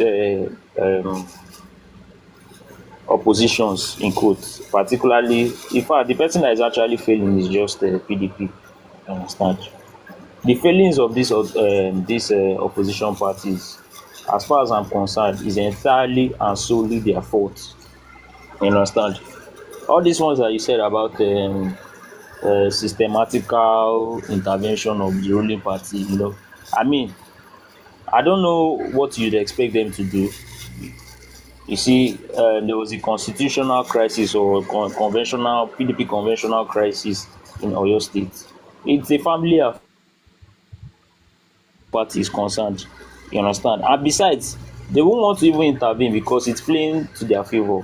But let's not take away the fact that the rot or the reason for the eventual demise of this opposition is because of their own selfish interest. Everybody is quick to mention Wiki is this, Wiki this, Wiki that, Wiki is this, is working for Tinubu. Okay, fine, it's true, he's doing that, but have you forgotten why he decided to switch sides? I mean, let's not forget now, in 2023, all of them had the consensus that the presidential ticket should go to the south. Atiku said no, he wanted it. Okay, fine, if you're going to take it, let the chairmanship of the party be go to the south. And you said no because of your northern brotherhood allegiance that you have. You understand? So that's what eventually made the party. That's the as far as I'm concerned, that's why the party is dead today. In fact, even if it was not even APC that was the ruling party, even if it was Labour Party that was the ruling party at that time, you understand, PDP will still die this death. You understand? So I don't know. I just feel it's unfair. Is unfair because as much as you don't like the activities of the ruling party at the moment, let's stop pointing accusing fingers at them in certain cases when we know that bulk of the fault, in fact, if not just bulk, every of the fault is coming from this opposition. They are the reason why they are failing. Now, as for the Okay. other oppositions let me just say this lastly. As for the other opposition, the other parties, Labour Party had the perfect opportunity in 2023 to establish themselves, you understand, as the new opposition. they too have not been able to organize themselves politically. The truth, the unfortunate truth, it is unfortunate because I honestly don't like this the optics of it. The unfortunate truth is that in Nigeria today, APC is still the most organized party. Unfortunately, you understand, and you can't blame them for the failings of the opposition when it is clearly the fault of the opposition. So let me just stop here. I don't know if we're going to reconvene or if we end the live here so that we can. I really hope we reconvene so we can continue this discussion. But let me stop here for now. Yeah, I mean, it's so I think the live may go off anytime soon. I'll probably try to reconvene, but if I can't, I'll let you know. So in response to what you say, what I'll say is this: yes, I agree with the fact that Atiku's greed definitely played a role in the demise of the PDP. That's you can't deny that. That's definitely true. But beyond just that, I mean, what happened with Atiku, right? It or how will I put it? The mistakes of Atiku happened before 2023, right? So by 2022, it was already confirmed. Late 2020 was already confirmed as the party bearer or the bearer of the presidential candidacy for the party, right? And they went into the election season and they ended up losing, obviously. But there was a governorship election that happened after the 2023 presidential election, and PDP still were able to win a lot of states. I think they won about 12 states, right? So now tell me, what exactly is the gain in these governors who won their governorship election, by the way? They won their governorship election, by the way, under the PDP. So what exactly is now the gain that they are seeing that is making them defect from the PDP to APC? Even though they were able to win their governorship election under the PDP, even after all the article had done and all the mistakes that he had made and all of that, they were still able to win under the PDP. I mean, for example, look at, I think it's the governor of Enugu State.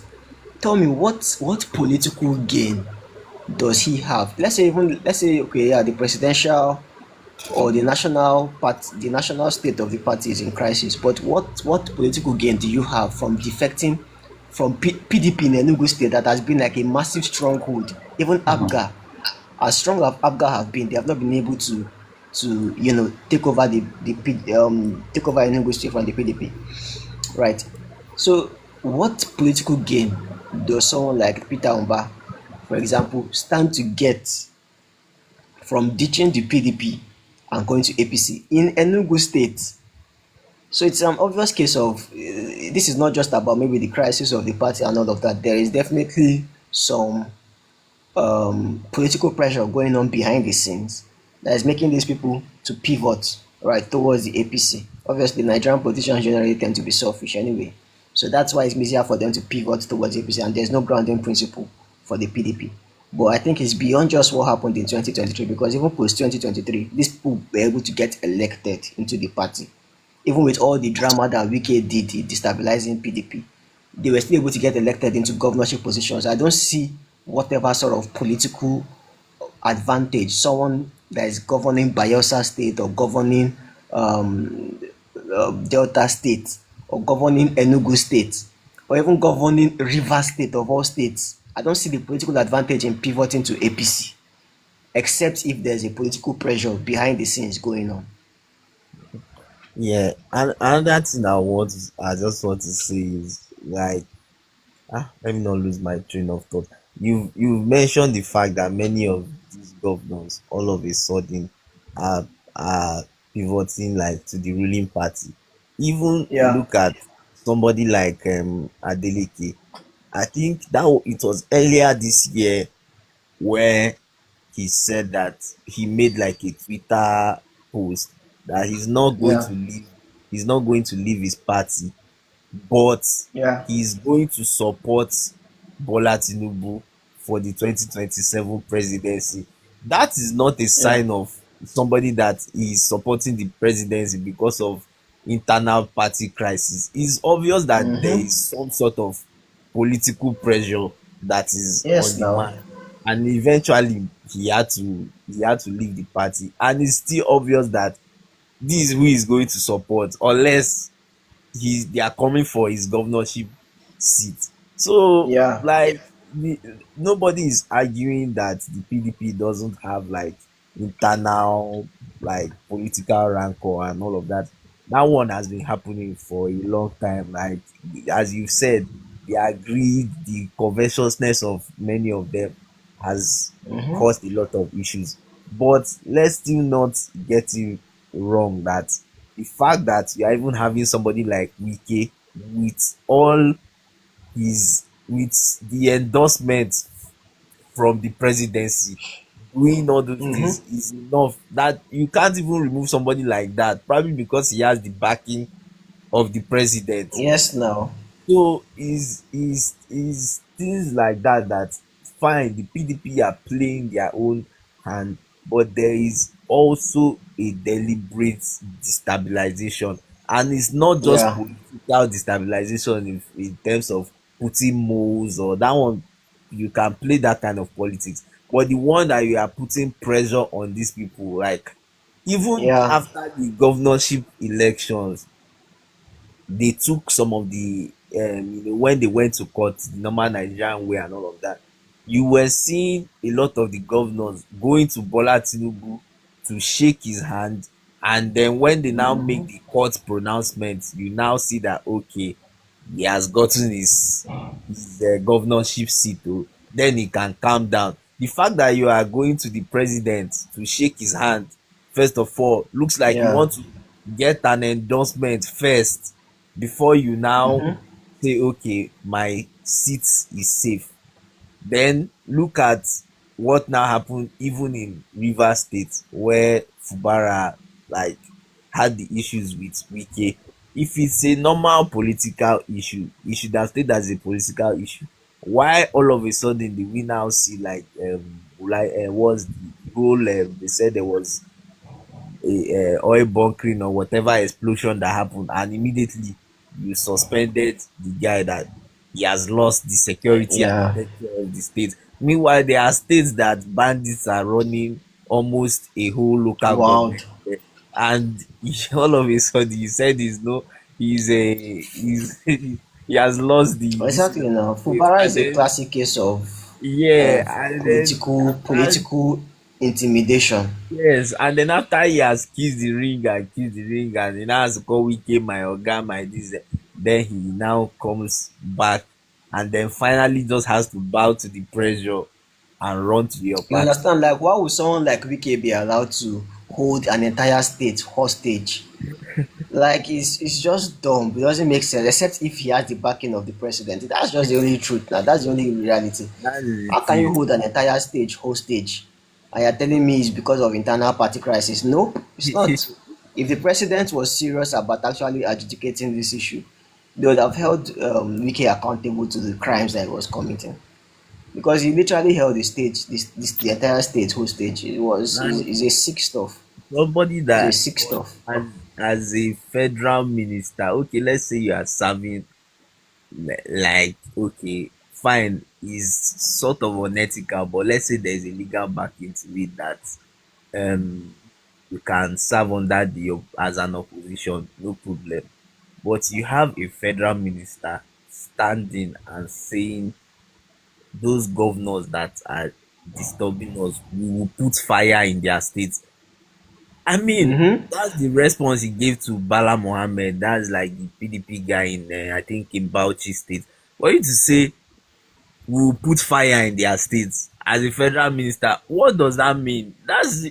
You Yeah. are they are trying to literally cause trouble, and you can't put fire in a whole state without government backing, especially even a state that Yeah. is not yours.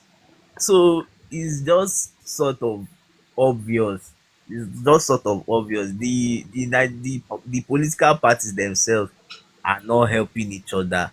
That's just the truth. Those ones it happens normally, like the greed, and you are just getting back to that sort of situation where, and as I've we've talked now, you can't beat your chest. The fact, like, if I tell you now today that in the next US elections, who is going to win? You can't see it. You will say, okay, let's wait for the next few years, let's see what will happen, blah blah blah. But as soon as Tinubu took power, everybody just automatically assume that he's going to do 8 years.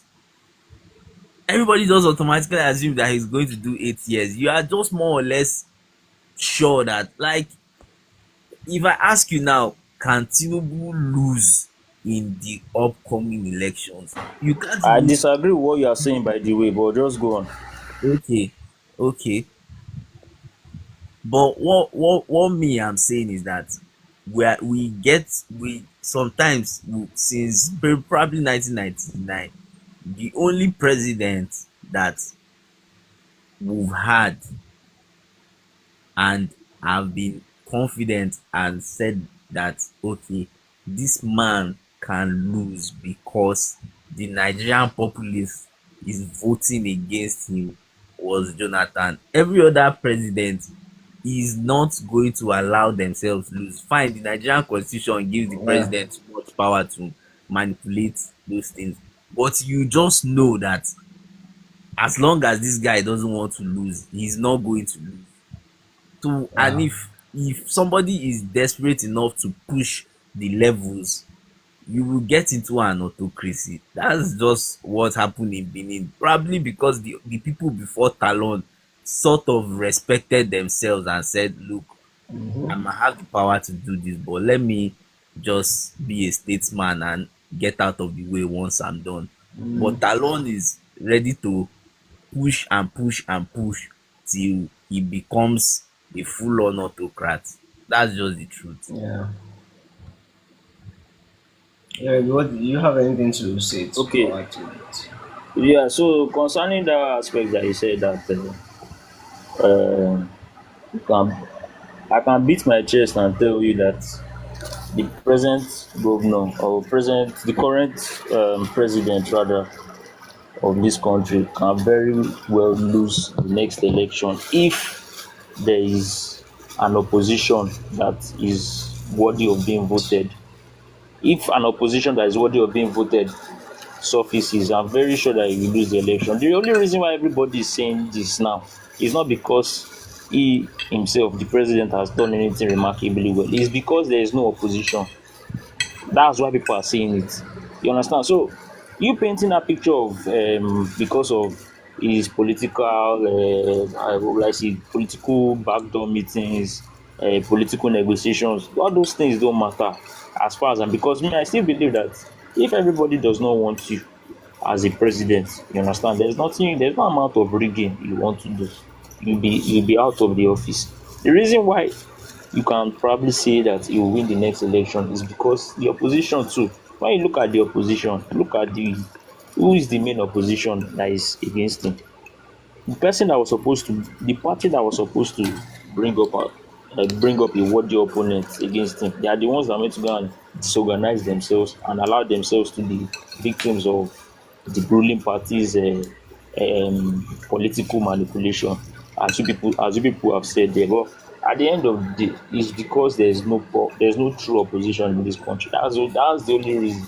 Because you can't tell me that after everything that everybody has experienced under this current presidency, is everybody will not go and put their hand to the ballot and vote for him. No, they won't vote for him unless they did experience unless you want to tell me that he's doing well as a president. If that's not the case, I don't think anybody will go and vote for him because he's doing well. Because he's not actually doing well. That's just the fact of the matter. The reason why he will just win is because the opposition, there is no opposition.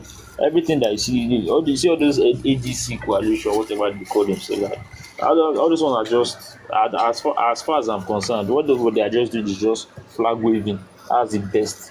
They are just waving flags. There is no grassroots. They don't have any grassroots capacity.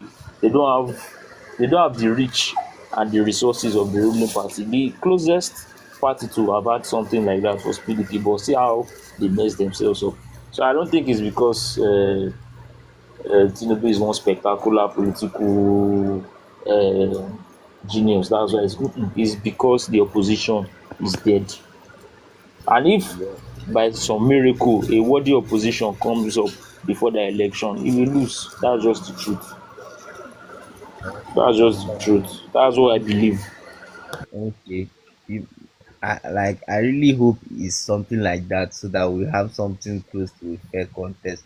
But my own comes from number one, president. What has happened before? How did Obasanjo organize his elections with the power of incumbency? The 2003 elections, he might have won. He might have won, but it's obvious that it was very, very rigged and he had a strong opposition. The 2007 elections was like, that's probably maybe our worst election along with 2023. And whatever it is that Buhari had, Obasanjo just made sure, even the 24 million votes that Yaradua had, nobody knows where it came from. And that's what the power of the presidency can do when you want to act on it.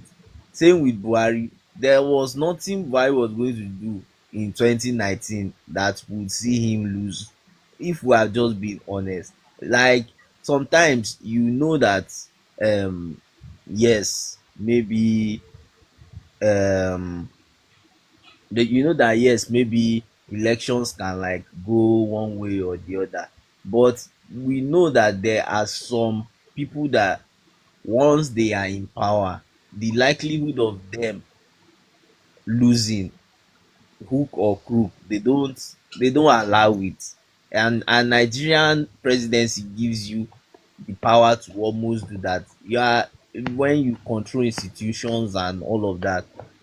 Also, the thing about election sometimes, especially when there is an incumbent in African elections, is that there is hardly like a landslide loss. 90% of the country is not going to come out and say we don't want you. It's difficult because you have a lot of resources. You're like, you are backed with state resources and all of that. So most Yeah. times with incumbency, the elections are always close. So, and once it's close and you capture institutions, you are just going to win.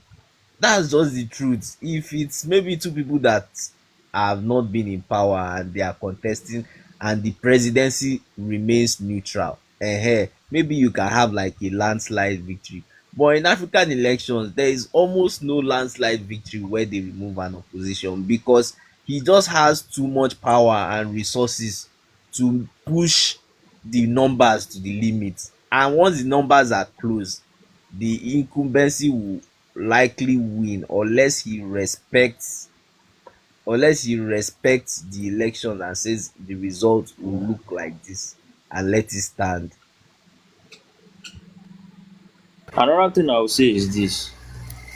You remember during 2015 election, you understand? The reason why Jonathan lost is because everybody was tired of his presidency and it reflected in the results. You understand? So the same thing, as far as I'm concerned though, the same thing, the same principle also applies here, because at the end of the day, it is a question of how how desperate are people. What's the desperation level of the electorate in that election? How has the incumbent performed? Are the people really happy with his performance? That's the truth. Because the, if for let's be honest, if you look at everything that let's even analyze the last election. The funny thing about that last election is that 65% of Tinubu's votes, you understand, came from the north. If you were to go to the north now and organize another election in that same region, do you think you'll be able to replicate the same amount of votes? Let's be honest with ourselves, with his performance so far. The answer is no. You understand? The only reason why we've not been able to put that final nail on the coffin for him is because there's no worthy opposition. Atiku should have been a worthy opposition, but he himself, I don't really understand what that guy does sometimes. You understand? Jumping from party to party. He's not taking time to be tactical in his approach. It's just this fire brigade approach that every election I must contest. He's not planning. That's the reason why it is easy for someone like Tinubu to beat him, because that one had to wait 30 years while he was doing the underground work, the grassroots work, shaking hands with people that he ordinarily wouldn't shake hands with, so that he can establish himself on the federal level politically. So that's just the reason why he will win, not because if people are tired. I still believe if people are tired of the government, it doesn't matter the amount of rigging you do. You understand? It's just the question still remains: can people find unity? Can they find that unity of purpose? You understand? When it comes to um, certain issues. See the time of Jonathan in 2015. Everybody, at least for once, I think it was even every section of the country, you understand, were all on the same page regarding Jonathan. You understand? I So that's disagree just that it. those sections of the country, Jonathan Okay, won. if not all the sections, at least out of the six geopolitical zones, about four of them. That's like Yes, majority already. You can't yes, say the same thing for this but present. but what I'm saying, it was still sort of close. And the only reason, like, with how it was close, that guy, if he wanted to manipulate institutions and numbers, he would have done it even from the beginning. He would probably have removed Jega or something earlier on, and we will not even be talking about all these things. He put his own man, and those numbers will be very, very different. But it's because he he chose to lose willingly. And I know that a president like Obasanjo, Buhari, or Bola Tinubu will not put themselves in a position where your vote will chase them out. That's just the truth. They would have already started doing things that, like, institutionally, I'm not saying politically, institutionally, that will make sure that your vote, even if it will count, like, and I said before, even with Jonathan's unpopularity, it was a close election. When incumbencies in Africa, they don't lose by landslide, they lose with like close elections. It's very, very difficult. So I don't know how many people opposition can rally around that will vote, unless you want 90 million people to turn out and vote, which I don't think has happened in Nigerian election. So most times, incumbents, I mean, only lose because they respect the election, not because everybody gathered and chase them out. Before you gather and chase them out, they will make sure that you don't even gather. That's how they manipulate these things, or they fix the numbers some way somehow. So as I said, is I don't trust our institutions, our electoral institutions. Number one, that's even where the will I say the doubt comes from. And then the person in power is not somebody that wants to lose, or I don't want to use the word wants to lose, that will take kindly to losing. He will win any way which way. That is my own opinion. All right, no problem. Seems like we've already like digressed, digressed off the main topic. Well, we're supposed to discuss about the Benin coup, but somehow we found ourselves discussing But about Nigeria's. Well, we, it we just that's talked just Yeah, the I way about it mean, is. we talked about Now, it. even yeah, thought we're going to even, and the thing is, what we've said so far is just, I think, we've just talked about the intervention of Nigeria, and um, I don't think we've actually like, maybe it's Western Union has actually given us like an overview, but in terms of contributions from other people like me and you, we've not really talked much about the my own question to Benin, the you is whole a Benin simple saga. one. My question to you is a simple one. It's fine. I agree with the fact that okay, I know you support the fact that they intervened in Benin anyway, and I agree with the fact that okay, yeah, it's a net positive, Wait, right? let But me wait. then, Hold on. No, I don't support. Please, I'm just I understand why they have to. There's different. I don't support it. You understand? You I don't don't support the support it, but intervention. I understand. But I understand. Me, I'm trying to rationalize that intervention. You understand? Because everybody's making it seem as if it's one bad thing that we did there, and I'm like, all these things is just because you don't like the two parties involved, the president of Benin, you know, and the president. For some reason, everybody is just hungry for military coup. You understand? Military. I just pray we don't experience it anyways. But for some reason, the Pan Africanists are hungry for military coup in every. If it's possible, if God is to answer their prayers, they will wish that every country in Africa is under military dictatorship, as if it has not happened before, and as if we didn't see the outcome. But for some reason, they want it again. But it is left to them. But what I'm trying to say is, South African. So eh? I'm not one of them. But No, that if you go, I'm not even talking about you. I'm talking about, like, if you go on social media, I'll now just be like, you people, do you even know what you are wishing for, Sha? I don't understand. Do you need to? The thing is it because they did not experience it? That's the sad thing. Even some people that experienced it, you understand, are still. I'm like, are you are you like in one are you like under one sort of perpetual bondage in your life that you don't want to recognize freedom in any way? Why are you hungry for something that you know that is dangerous? Because even this, the funny thing, there's this video that I think so now you sent a link to the group about the when I think a guy tried to analyze the whole. It was Yeah, basically yeah, an yeah. expose on the whole Benin saga. Do you know that when the so-called revolutionary military coup plotters, when they even came, do you know what was their own main reason for carrying out the coup? They didn't even say it's because this guy No, has it was turned. two things. It Uh, was two things. It was two things. the first thing they said is that their comrades or their brothers in arms that died in the north or something, that died in one because of one insurgency. That's the reason why they even carried out the coup. So at the end of the day, their own main reason was not even because they were dissatisfied with the electoral autocracy. So how do you No, not no. expect Okay. that person? How do you not expect that person to perform better than what you already have? That's my own question. You said you wanted to say something. You said it was two things. What was the second thing? There were two things involved. Yeah. The first thing was number one, the insurgency going on in the north of Benin.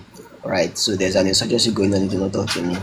And the insurgents have started attacking, rural communities over there.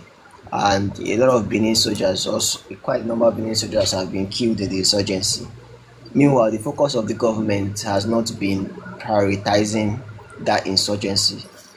Instead, they've been prioritizing making electoral reforms, right? Like creating a new Senate, expanding term limits for the president, and all those other, electoral autocracy stuffs.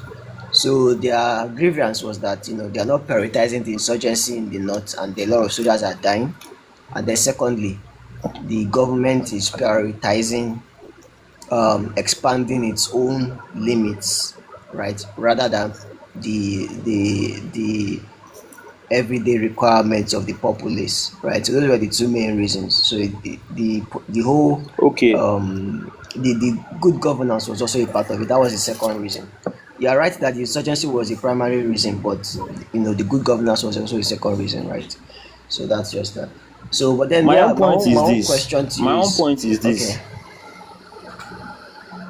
Let me just say this. My own point is this. What I'm trying to say is the people that are cheering them on, you understand? The people that are happy for the military coup plotters intervention, Mm-hmm. you understand? The reason why they're happy is because they think their intervention is as a result, is a response to the quote unquote electoral autocracy or the electoral whatever this Mm-hmm. their president is doing, that they consider to be undemocratic. They think is like a direct response to it. But in actual fact, that's not even the main reason why these coup plotters, according to them, are carrying out the coup. So you see that there's, how do I say, there's like there's a disparity there, a disparity of purpose there. The purpose for the coup plotters is different. The purpose for you that is cheering them on is different. So at the end of the day, I, it's not you are not the primary reason. What you think is the reason is not the real reason why they are carrying out the coup. So why do you think it will now end well for you? That's just the the point thing I'm trying to is, drive well, in. yeah, I get your point. I get your point. The priorities are different, but as there's a common saying, the enemy of my enemy is my friend.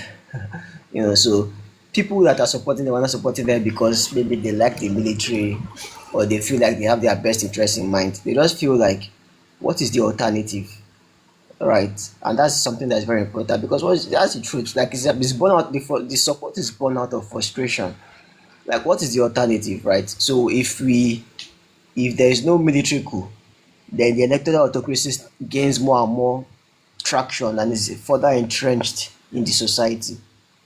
And if people come together and say that, okay, we don't want this electoral autocracy, we want a change, and they come out to protest, we see what will happen. We see what happened in Tanzania when they did that, right? Over 1,000 people lost their lives. They were shot dead on the streets simply for protesting. Like, they use live bullets on Tanzanians. I mean, if you saw those videos that were being released from Tanzania, I mean, the government shut down the internet. As soon as they opened the internet, all the videos spread about. Over 1,000 people lost their lives in Tanzania protesting against electoral autocracy. And what has been the end result? Nothing. The dictator is still in power. So if there's now a military coup in Tanzania and people are celebrating, are you going to blame them for celebrating? You can't blame them for celebrating because there's no other alternative. They can't protest because if they protest, they get killed. So if the military is intervening, it's like at least there is a sort of motion away from that electoral Exactly. autocracy, even though it may not be a Like, positive one. yes, that's still the same thing I always talk about when like this could happen, and that's always my grounds with African leaders. Like, you put people in a situation where they are celebrating for probably something even worse. Why? Yeah. Like, you put your country is in bad economic situation. Some of them have insurgency. Then you, if your people come out and protest, you lock them up, you shoot at them, you change like the rule of law to suit you, and even when they now want to change you, you still now say you are not going anywhere. So you are always putting Mm-hmm. them in a situation where they don't have any other option. And then when a coup happens, Exactly. at least now you've gone. That's why they are now Yeah. celebrating out of like relief or something, which is not supposed to Yeah. be, because we all know, like, for the most part, what these military coups turn out to be. But when you give people Mm-hmm. no choice and they're like anyone but, like, it's just like Yeah. how probably maybe like the PDP like strangled Nigeria so bad that everybody was Mm-hmm. like anybody but them, and then we now chose Buhari. Yeah. Initially people were celebrating, but maybe if you know Exactly. who Buhari is, you'd have like, man, this guy is Tears a followed. bastard. Yes. Tears followed. But as at that time, people were just happy that, bro, these guys have gone, because you put Yeah. people in such a situation where they are not seeing any other option, so they just pick Exactly. anything. So, like, why And that's can't my that's my grift. That's my grudge with ECOWAS, right? And with the whole intervention stuff. My point is this: it's good that you intervene when there's a military coup. I won't lie, it's a good thing.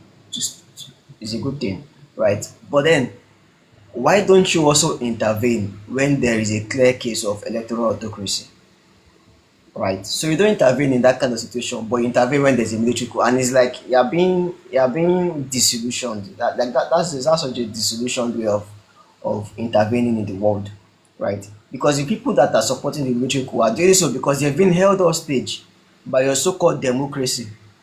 So I mean, if ECOWAS want to actually solve the problem, you don't just say, "Oh, if there's a military coup, we'll intervene and we'll stop the military coup." No, intervene when there is an electoral autocracy as well.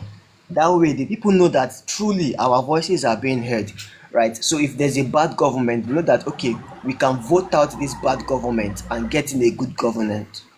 But if the elections are just TV elections and they can never really get rid of the dictator, then what's the point of the democracy? It's as good as a military dictatorship.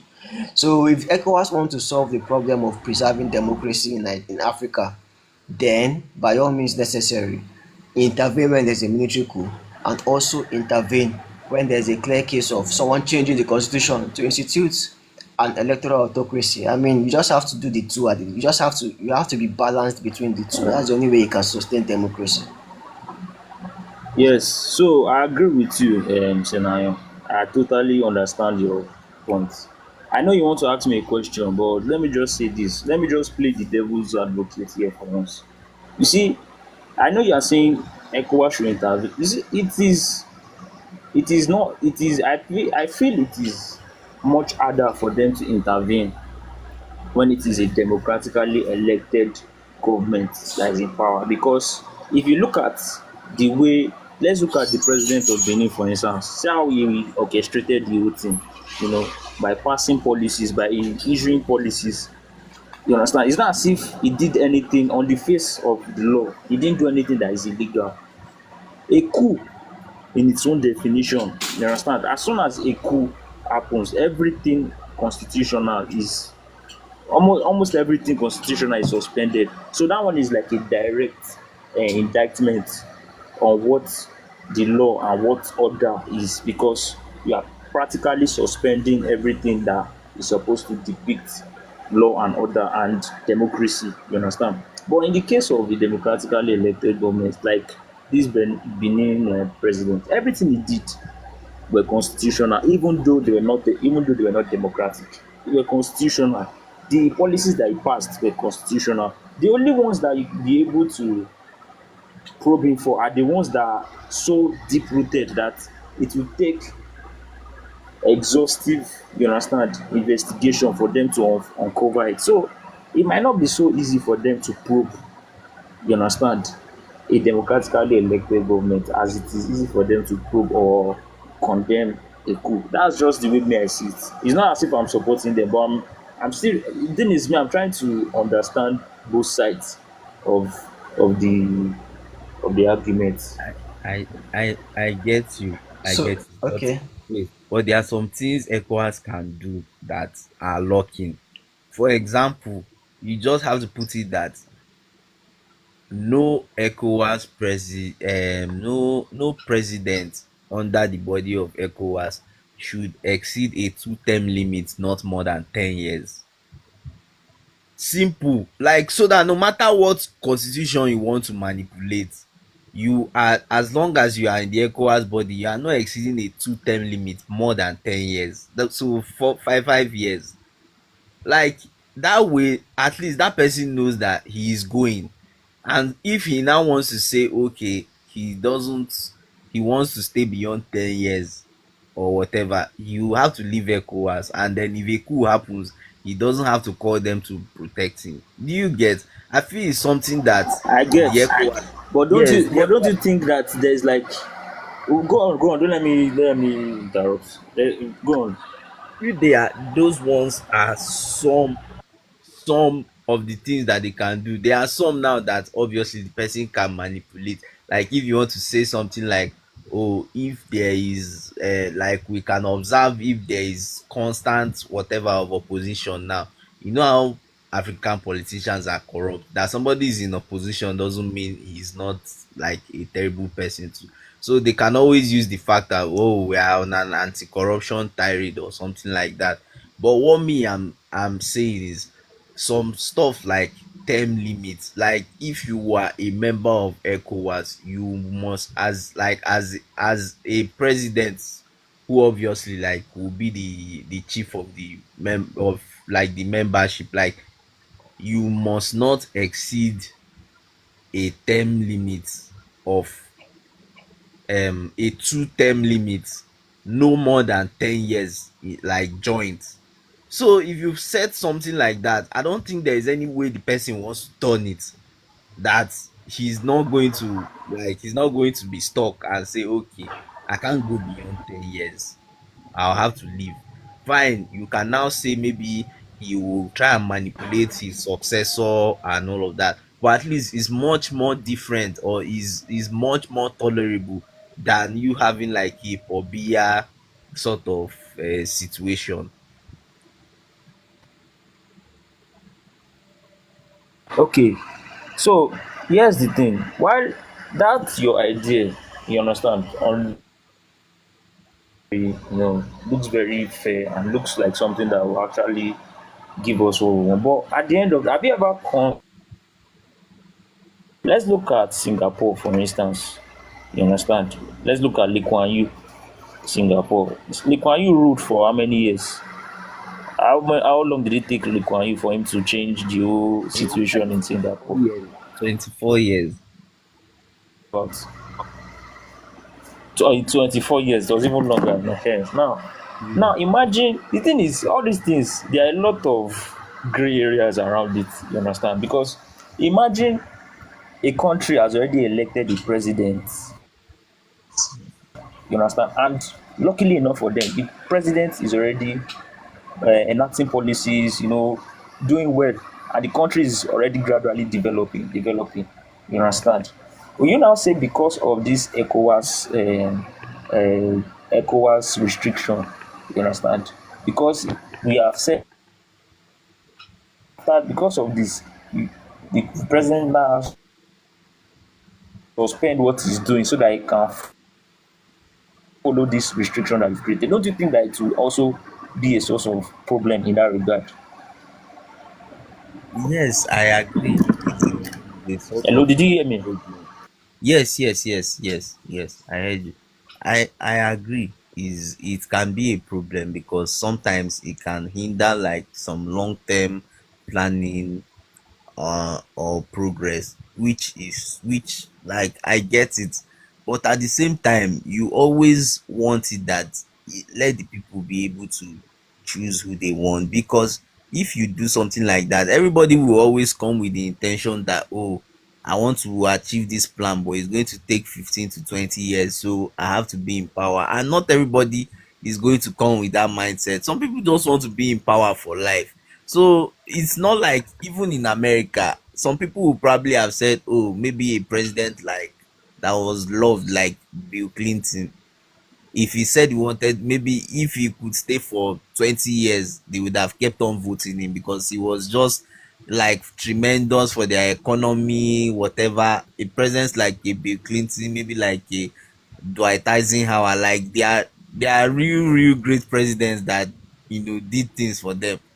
They could have kept on staying, and maybe they will say, oh, they are taking their country to greater heights. But you just have to understand that no matter how good your intention is, having that absolute power, it's not everybody that will be Lee Kuan Yew. For every Lee Kuan Yew, there are thousands of Idi Amin and the rest of them. So Yeah. those are the compromises that sometimes you will just sadly have to make, that okay, he just has to change. Sometimes it will And I scatter the mean, plan.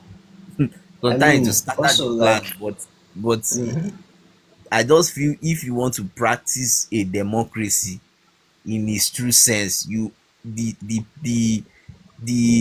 strength of the democracy always has to lie in the fact that these people are able to choose their leaders, and yeah, somebody can't just stay in power for like for how long he wants.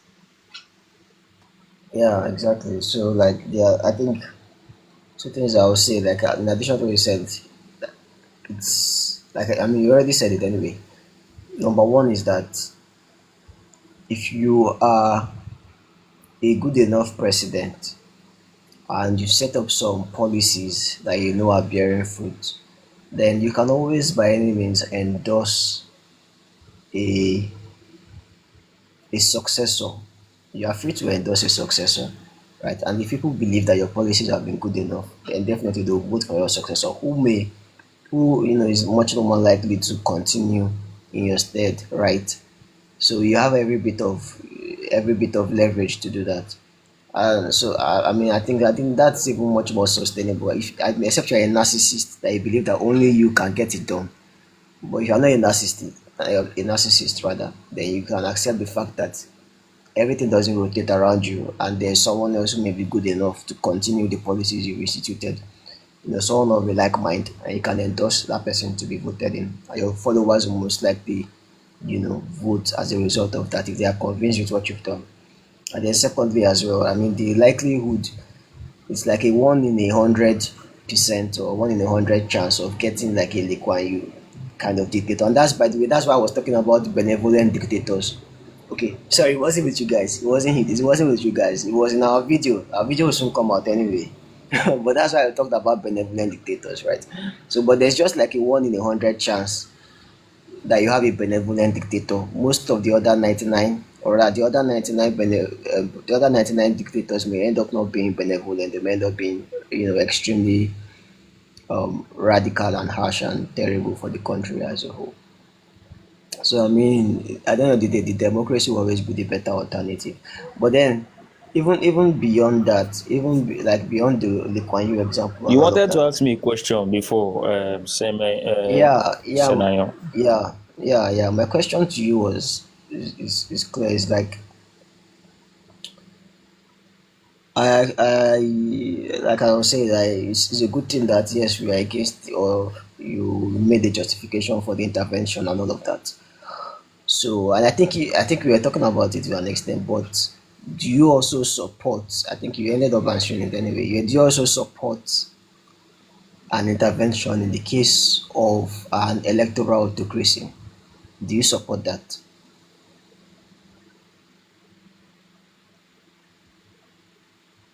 Of course, I will, but as I said earlier, it is much more complicated, you understand, for All right, an I intervention don't think it's as in. complicated as you're making it seem, though. It is, Let oh, me it explain is. why. To be No, honest, let me it explain why. Let me explain why. So the thing about electoral autocracy is this: whenever there's an electoral autocracy, it will always come with a change of the constitution. That's just the truth. There is no sort of electoral autocracy that will happen just off the whim, except if it has metamorphosed out of democracy itself, right? But it will always come with a change in the constitution, right? And the evidence of that change is obvious for everyone to see.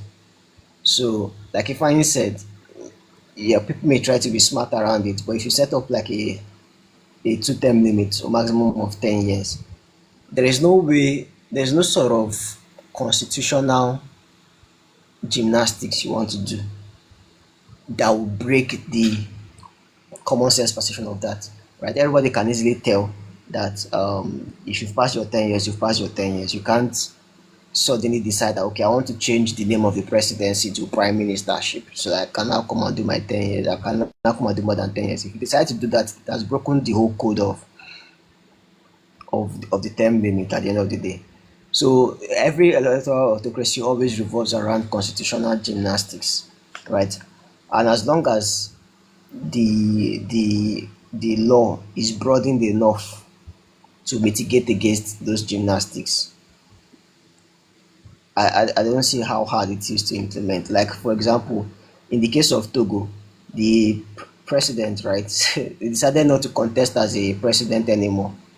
Instead, he decided to change the constitution of the country to create something like a presidential cabinet, or no, not a presidential cabinet. I think he called it. There was a particular name they called it or something. I can't remember the name exactly right now. But basically, the presidency still remained, and the vice presidency still remained. But there was not like a supreme cabinet that he created in quotes, and he was like the permanent head of the supreme cabinet, and the president now reports to the supreme cabinet, right? In that kind of situation, if you have a law already that has stated that you have a two-term limit, maximum of 10 years, and there will be no creation of any other electoral office or political office above the position of prime ministership or presidency, then there's nothing that guy can do again. There's absolutely nothing he can do again. You understand? There's no machination you want to do. It I will think you wanted always to come into create. concord. If you're talking about the. yeah. Sorry, I That's think you Togo, are you talking president about of the Togo. president of Benin? No, no, not No, Benin. no, no, no, Togo. not, That is not the Benin Okay, this earlier time. one. I'm giving an example okay, of okay. Togo, not Benin. Benin's own was Senate. Wants to create a Senate.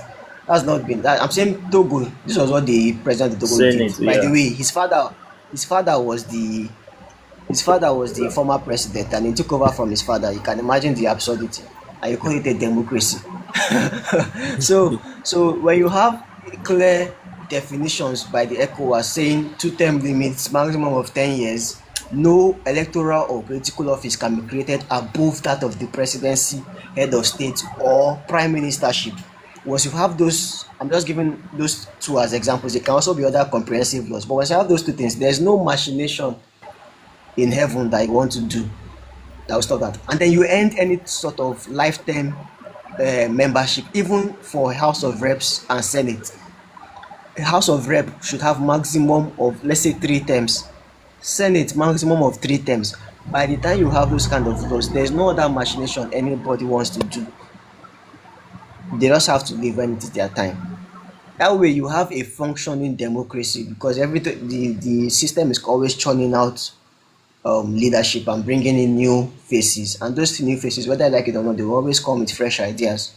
You understand? So that's the way that you can preserve democracy, and the people can feel like, okay, there's still a sort of change going on in our electoral process, or at least in the sort of leaders representing us, right? But not that, not this current system whereby there's just this extreme sham of a democracy, and then we are all here celebrating that, oh, Benin has had 50 years of democracy. What stupid 50 years of democracy is that, when opposition leaders are arrested, and no other parties are allowed to contest in the election? Like, that's just, You know what? that's not You know one democracy now. truth. You know one Yeah, go truth. ahead. You know one thing. My own. This is just a personal. This is just a personal. This is just my personal principle, my personal belief. I don't believe in democracy. I swear. Personally, I know it is necessary for the kind of situation we find ourselves. You understand? But I don't believe in democracy because I believe the real issue. You see, this democracy of everything, democracy of everything. At the end of the day, see. Okay, now look at the last election that happened.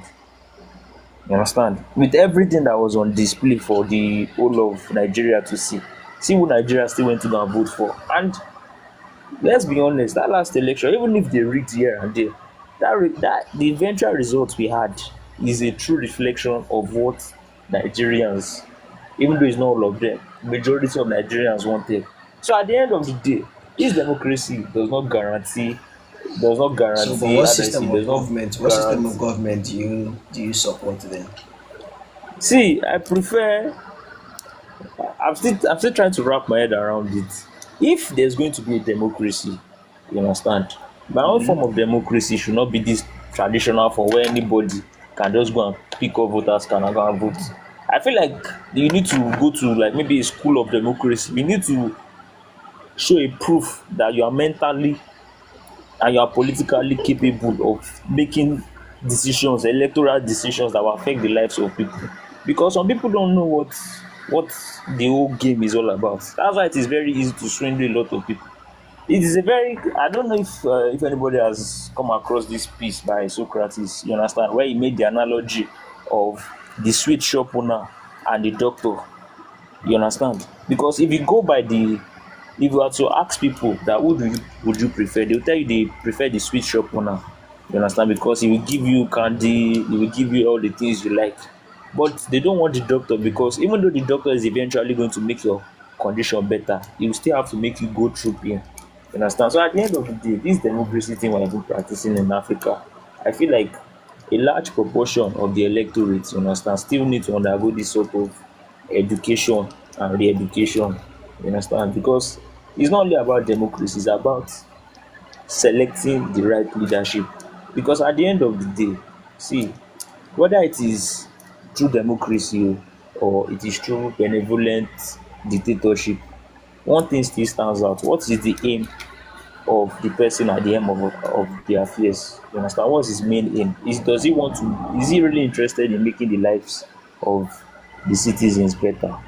Is he really interested in national development or national growth? You understand?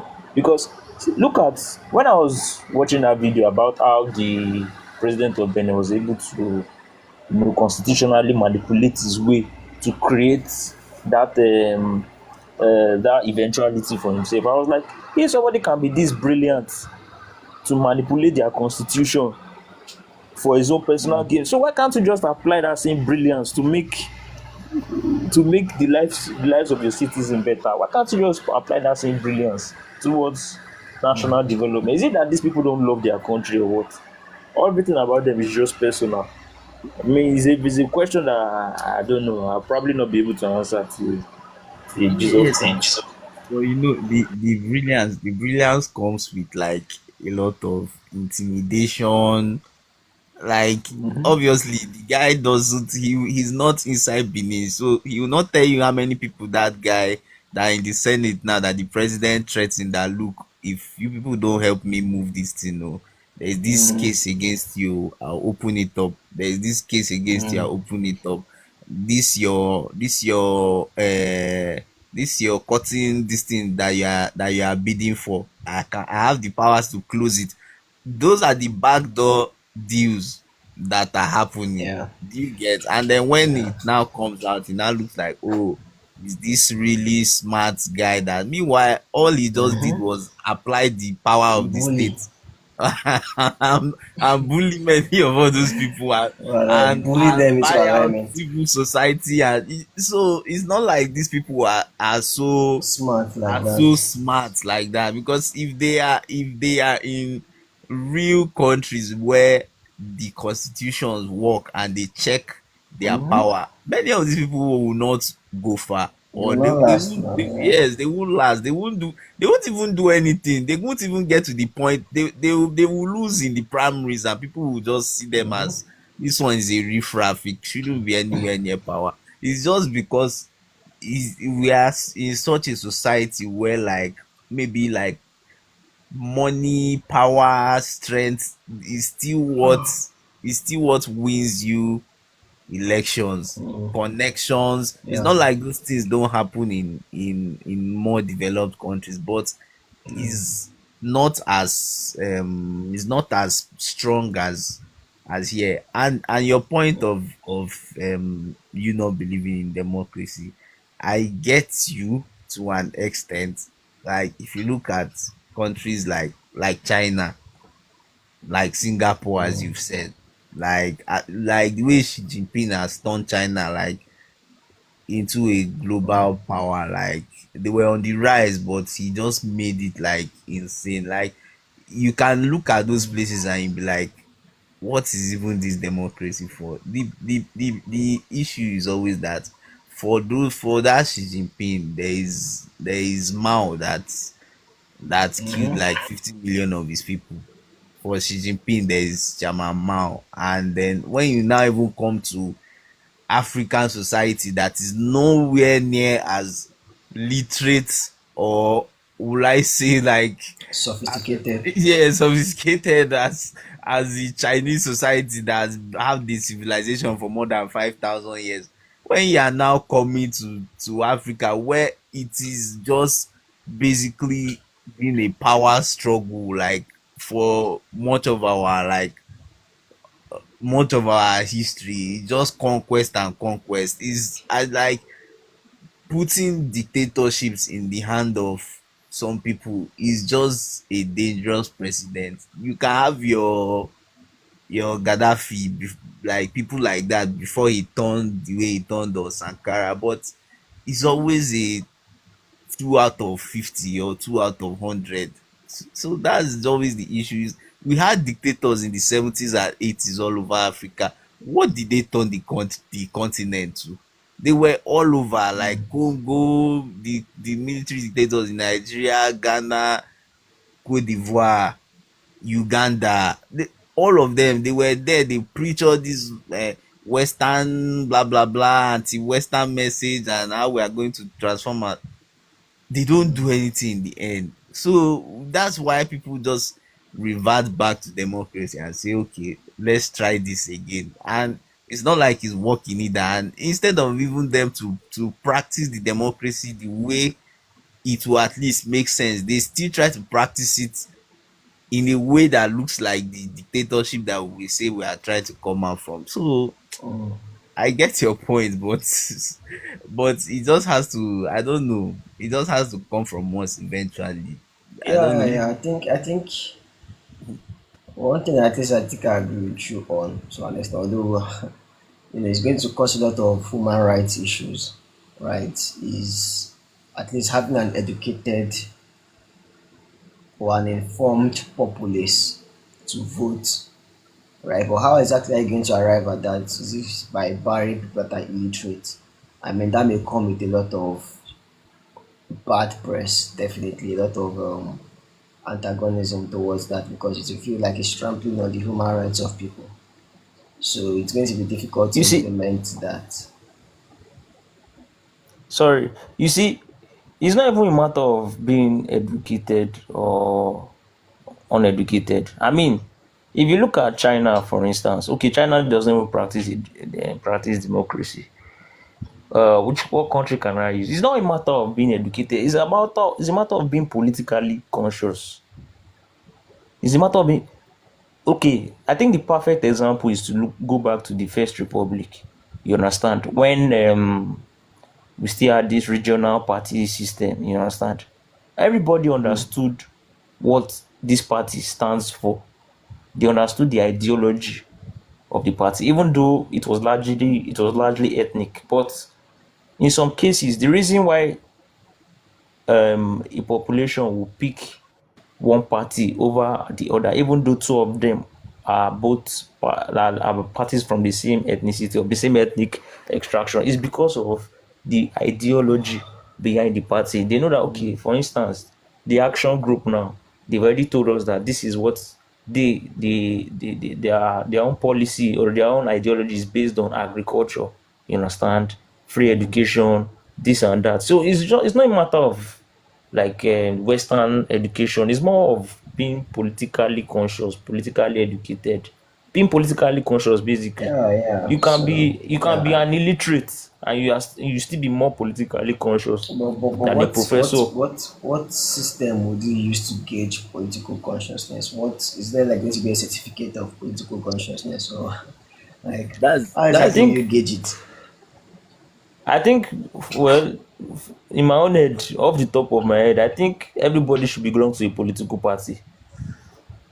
Yes, let everybody belong to a political party and let each political party have their own ideology stated out clearly. Not that you would, not this paper and pencil or rubber stamp ideology. The one that everybody understands that once you're in this party, your stance on certain issues is always going to take this, follow this direction, follow that direction. I think that's the way me I see it, yeah.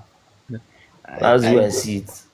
I get What do you, you have to but say, fine? there is now, you now have the fine line between consciousness and indoctrination. Because if you are like, if we go like that, you can say the Nazis were politically conscious because there was an ideology to the party. It doesn't mean, but in real terms they were like indoctrinated. Even like the CCP in China, it's not like there's no ideology, but it's more like there's still some sort of indoctrination. Even in your Democrat and Republican parties, there is some sort of indoctrination because it's an ideology, but it's to what extent is it? And like as you're explaining, like in the old like in first republics and all of that, which I think for that time it actually made sense. But I, as a politician, I can like selling something like that to Africans now. If you are not, if you are not somebody that, as you've said, politically conscious, now those things like agriculture, free education, they sound good, they make sense, but a politically conscious person too will ask something like, yes, I get there's free education and all of that, which is good, but where is the money going to come from? That is what a politically conscious person will ask. Where is the money going to come from? How is it going to be sustained? Things like that. And then somebody as smart and intelligent as Awolowo will like explain that okay, it's going to come from maybe there will be increased taxes, there's going to be much more hands-on government and all of that. But bro, I might not even need any consciousness. And in Nigeria, I'll just tell you that look, going to school will be free. They don't need to ask, they will not ask me anything like how will we pay. I'll just tell you that I'll put fuel at 20 naira. Bro, people like and that's how many of these dictatorships worked in Africa in the 70s and 80s. They came with all those promises and people did not detransition from that mindset. They still adopted some of those things going into democracy, like this we are going to give you free healthcare and free this and free that and all of that. So while it's good you want political consciousness, it takes a long time to build, number one, and we've not weaned ourselves of like this sort of messiah politics. I know you said something like that the other time, messiah politics, and this thing like, oh, we're going to give you free this, free that, free. We love hearing those things. So is over time that such consciousness is built, but in the short to medium term, what damage are you inflicting on those people, and would they be strong enough to be conscious and wait for the long term gain of those ideologies? So I feel those are always the issues with African politics. Sometimes the suffering is so bad that you are just ready to take anything, and instead of you waiting 15 or 20 years for a generation to be conscious, what do you just tell you that look, this guy is stealing all your money, I'm going to give you free education and free healthcare, and I'll vote him. That's just the truth. That's what I want to hear. So I think with democracy, while that's the conflicting issue. We are going back and forth here now. So with democracy, I'm like there are a lot of stupid voters. It's just the truth. But who qualifies as a sensible voter? Who qualifies as a stupid voter? And so that's just the thing. I just feel you just have to allow, trust your judgment, and and have the instinct that in a population that will vote, there are more sensible people than people that are not smart, and you give everybody the chance so that you know that whatever decision they make rises and falls on the majority, even though it's unfair sometimes, but that's the only way that okay, I won't say only way, but that's the least worst way you can do those things. All right. Yeah. So I think it's been an interesting discussion. Um, so I'd like us to end it like by 10 minutes past 12. I wanted us to end it by 12 a.m. But you guys were going for it, so I said, okay, let's keep going. But I think it's the right time to end it anyway. So, Olere, do you have any like closing statements, basically, as regarding? Please, I don't think I should add any because if I say anything again, I think we're just going to prolong this conversation. But I think we've had enough for tonight. We've had enough for tonight. We'll continue another time. Yeah, it's a good conversation. I like the back and forth. It's nice. But it's time to sleep. Yeah, yeah, I agree. I agree. And well, we've had quite a number of listeners today, although some have left, right? So, but I just want to say thank you to everyone that joined in the conversation. Some wanted to contribute, but they couldn't stay for a while. And basically, to everyone that joined the conversation, I was reading some comments as well. Right, someone was bashing Lori Ebi. Sorry about that, my guy.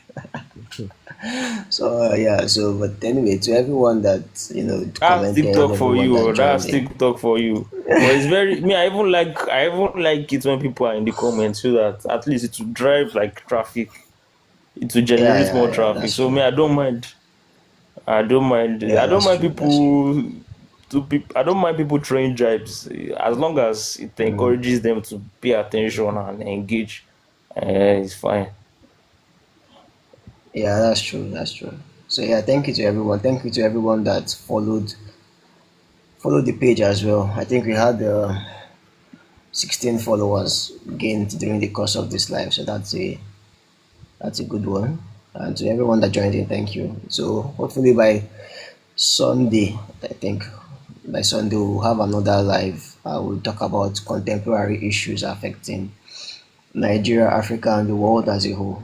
Once again, this is Agora. Agora is like an online platform where we talk about conversations that are critical to humanity, either as a whole or to a section of humanity. We talk on issues ranging from politics to science to technology, religion, basically any topic at all that is critical to humanity as a whole or to a section of humanity. And we discussed today about the Benin Coup, discussed the intricacies of it, what led up to the coup, was the intervention of Nigeria and Ghana right, or was it legal?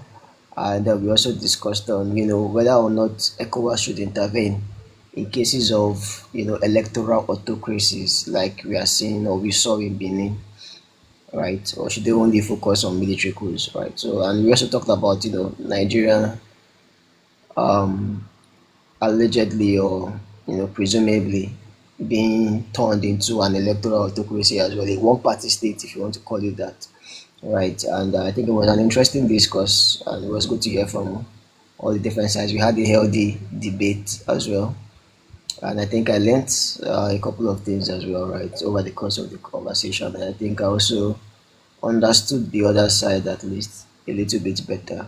So yeah, thank you to everyone for the positions, for the comments, everything. Do have a good night rest. Thank you. Bye bye bye bye.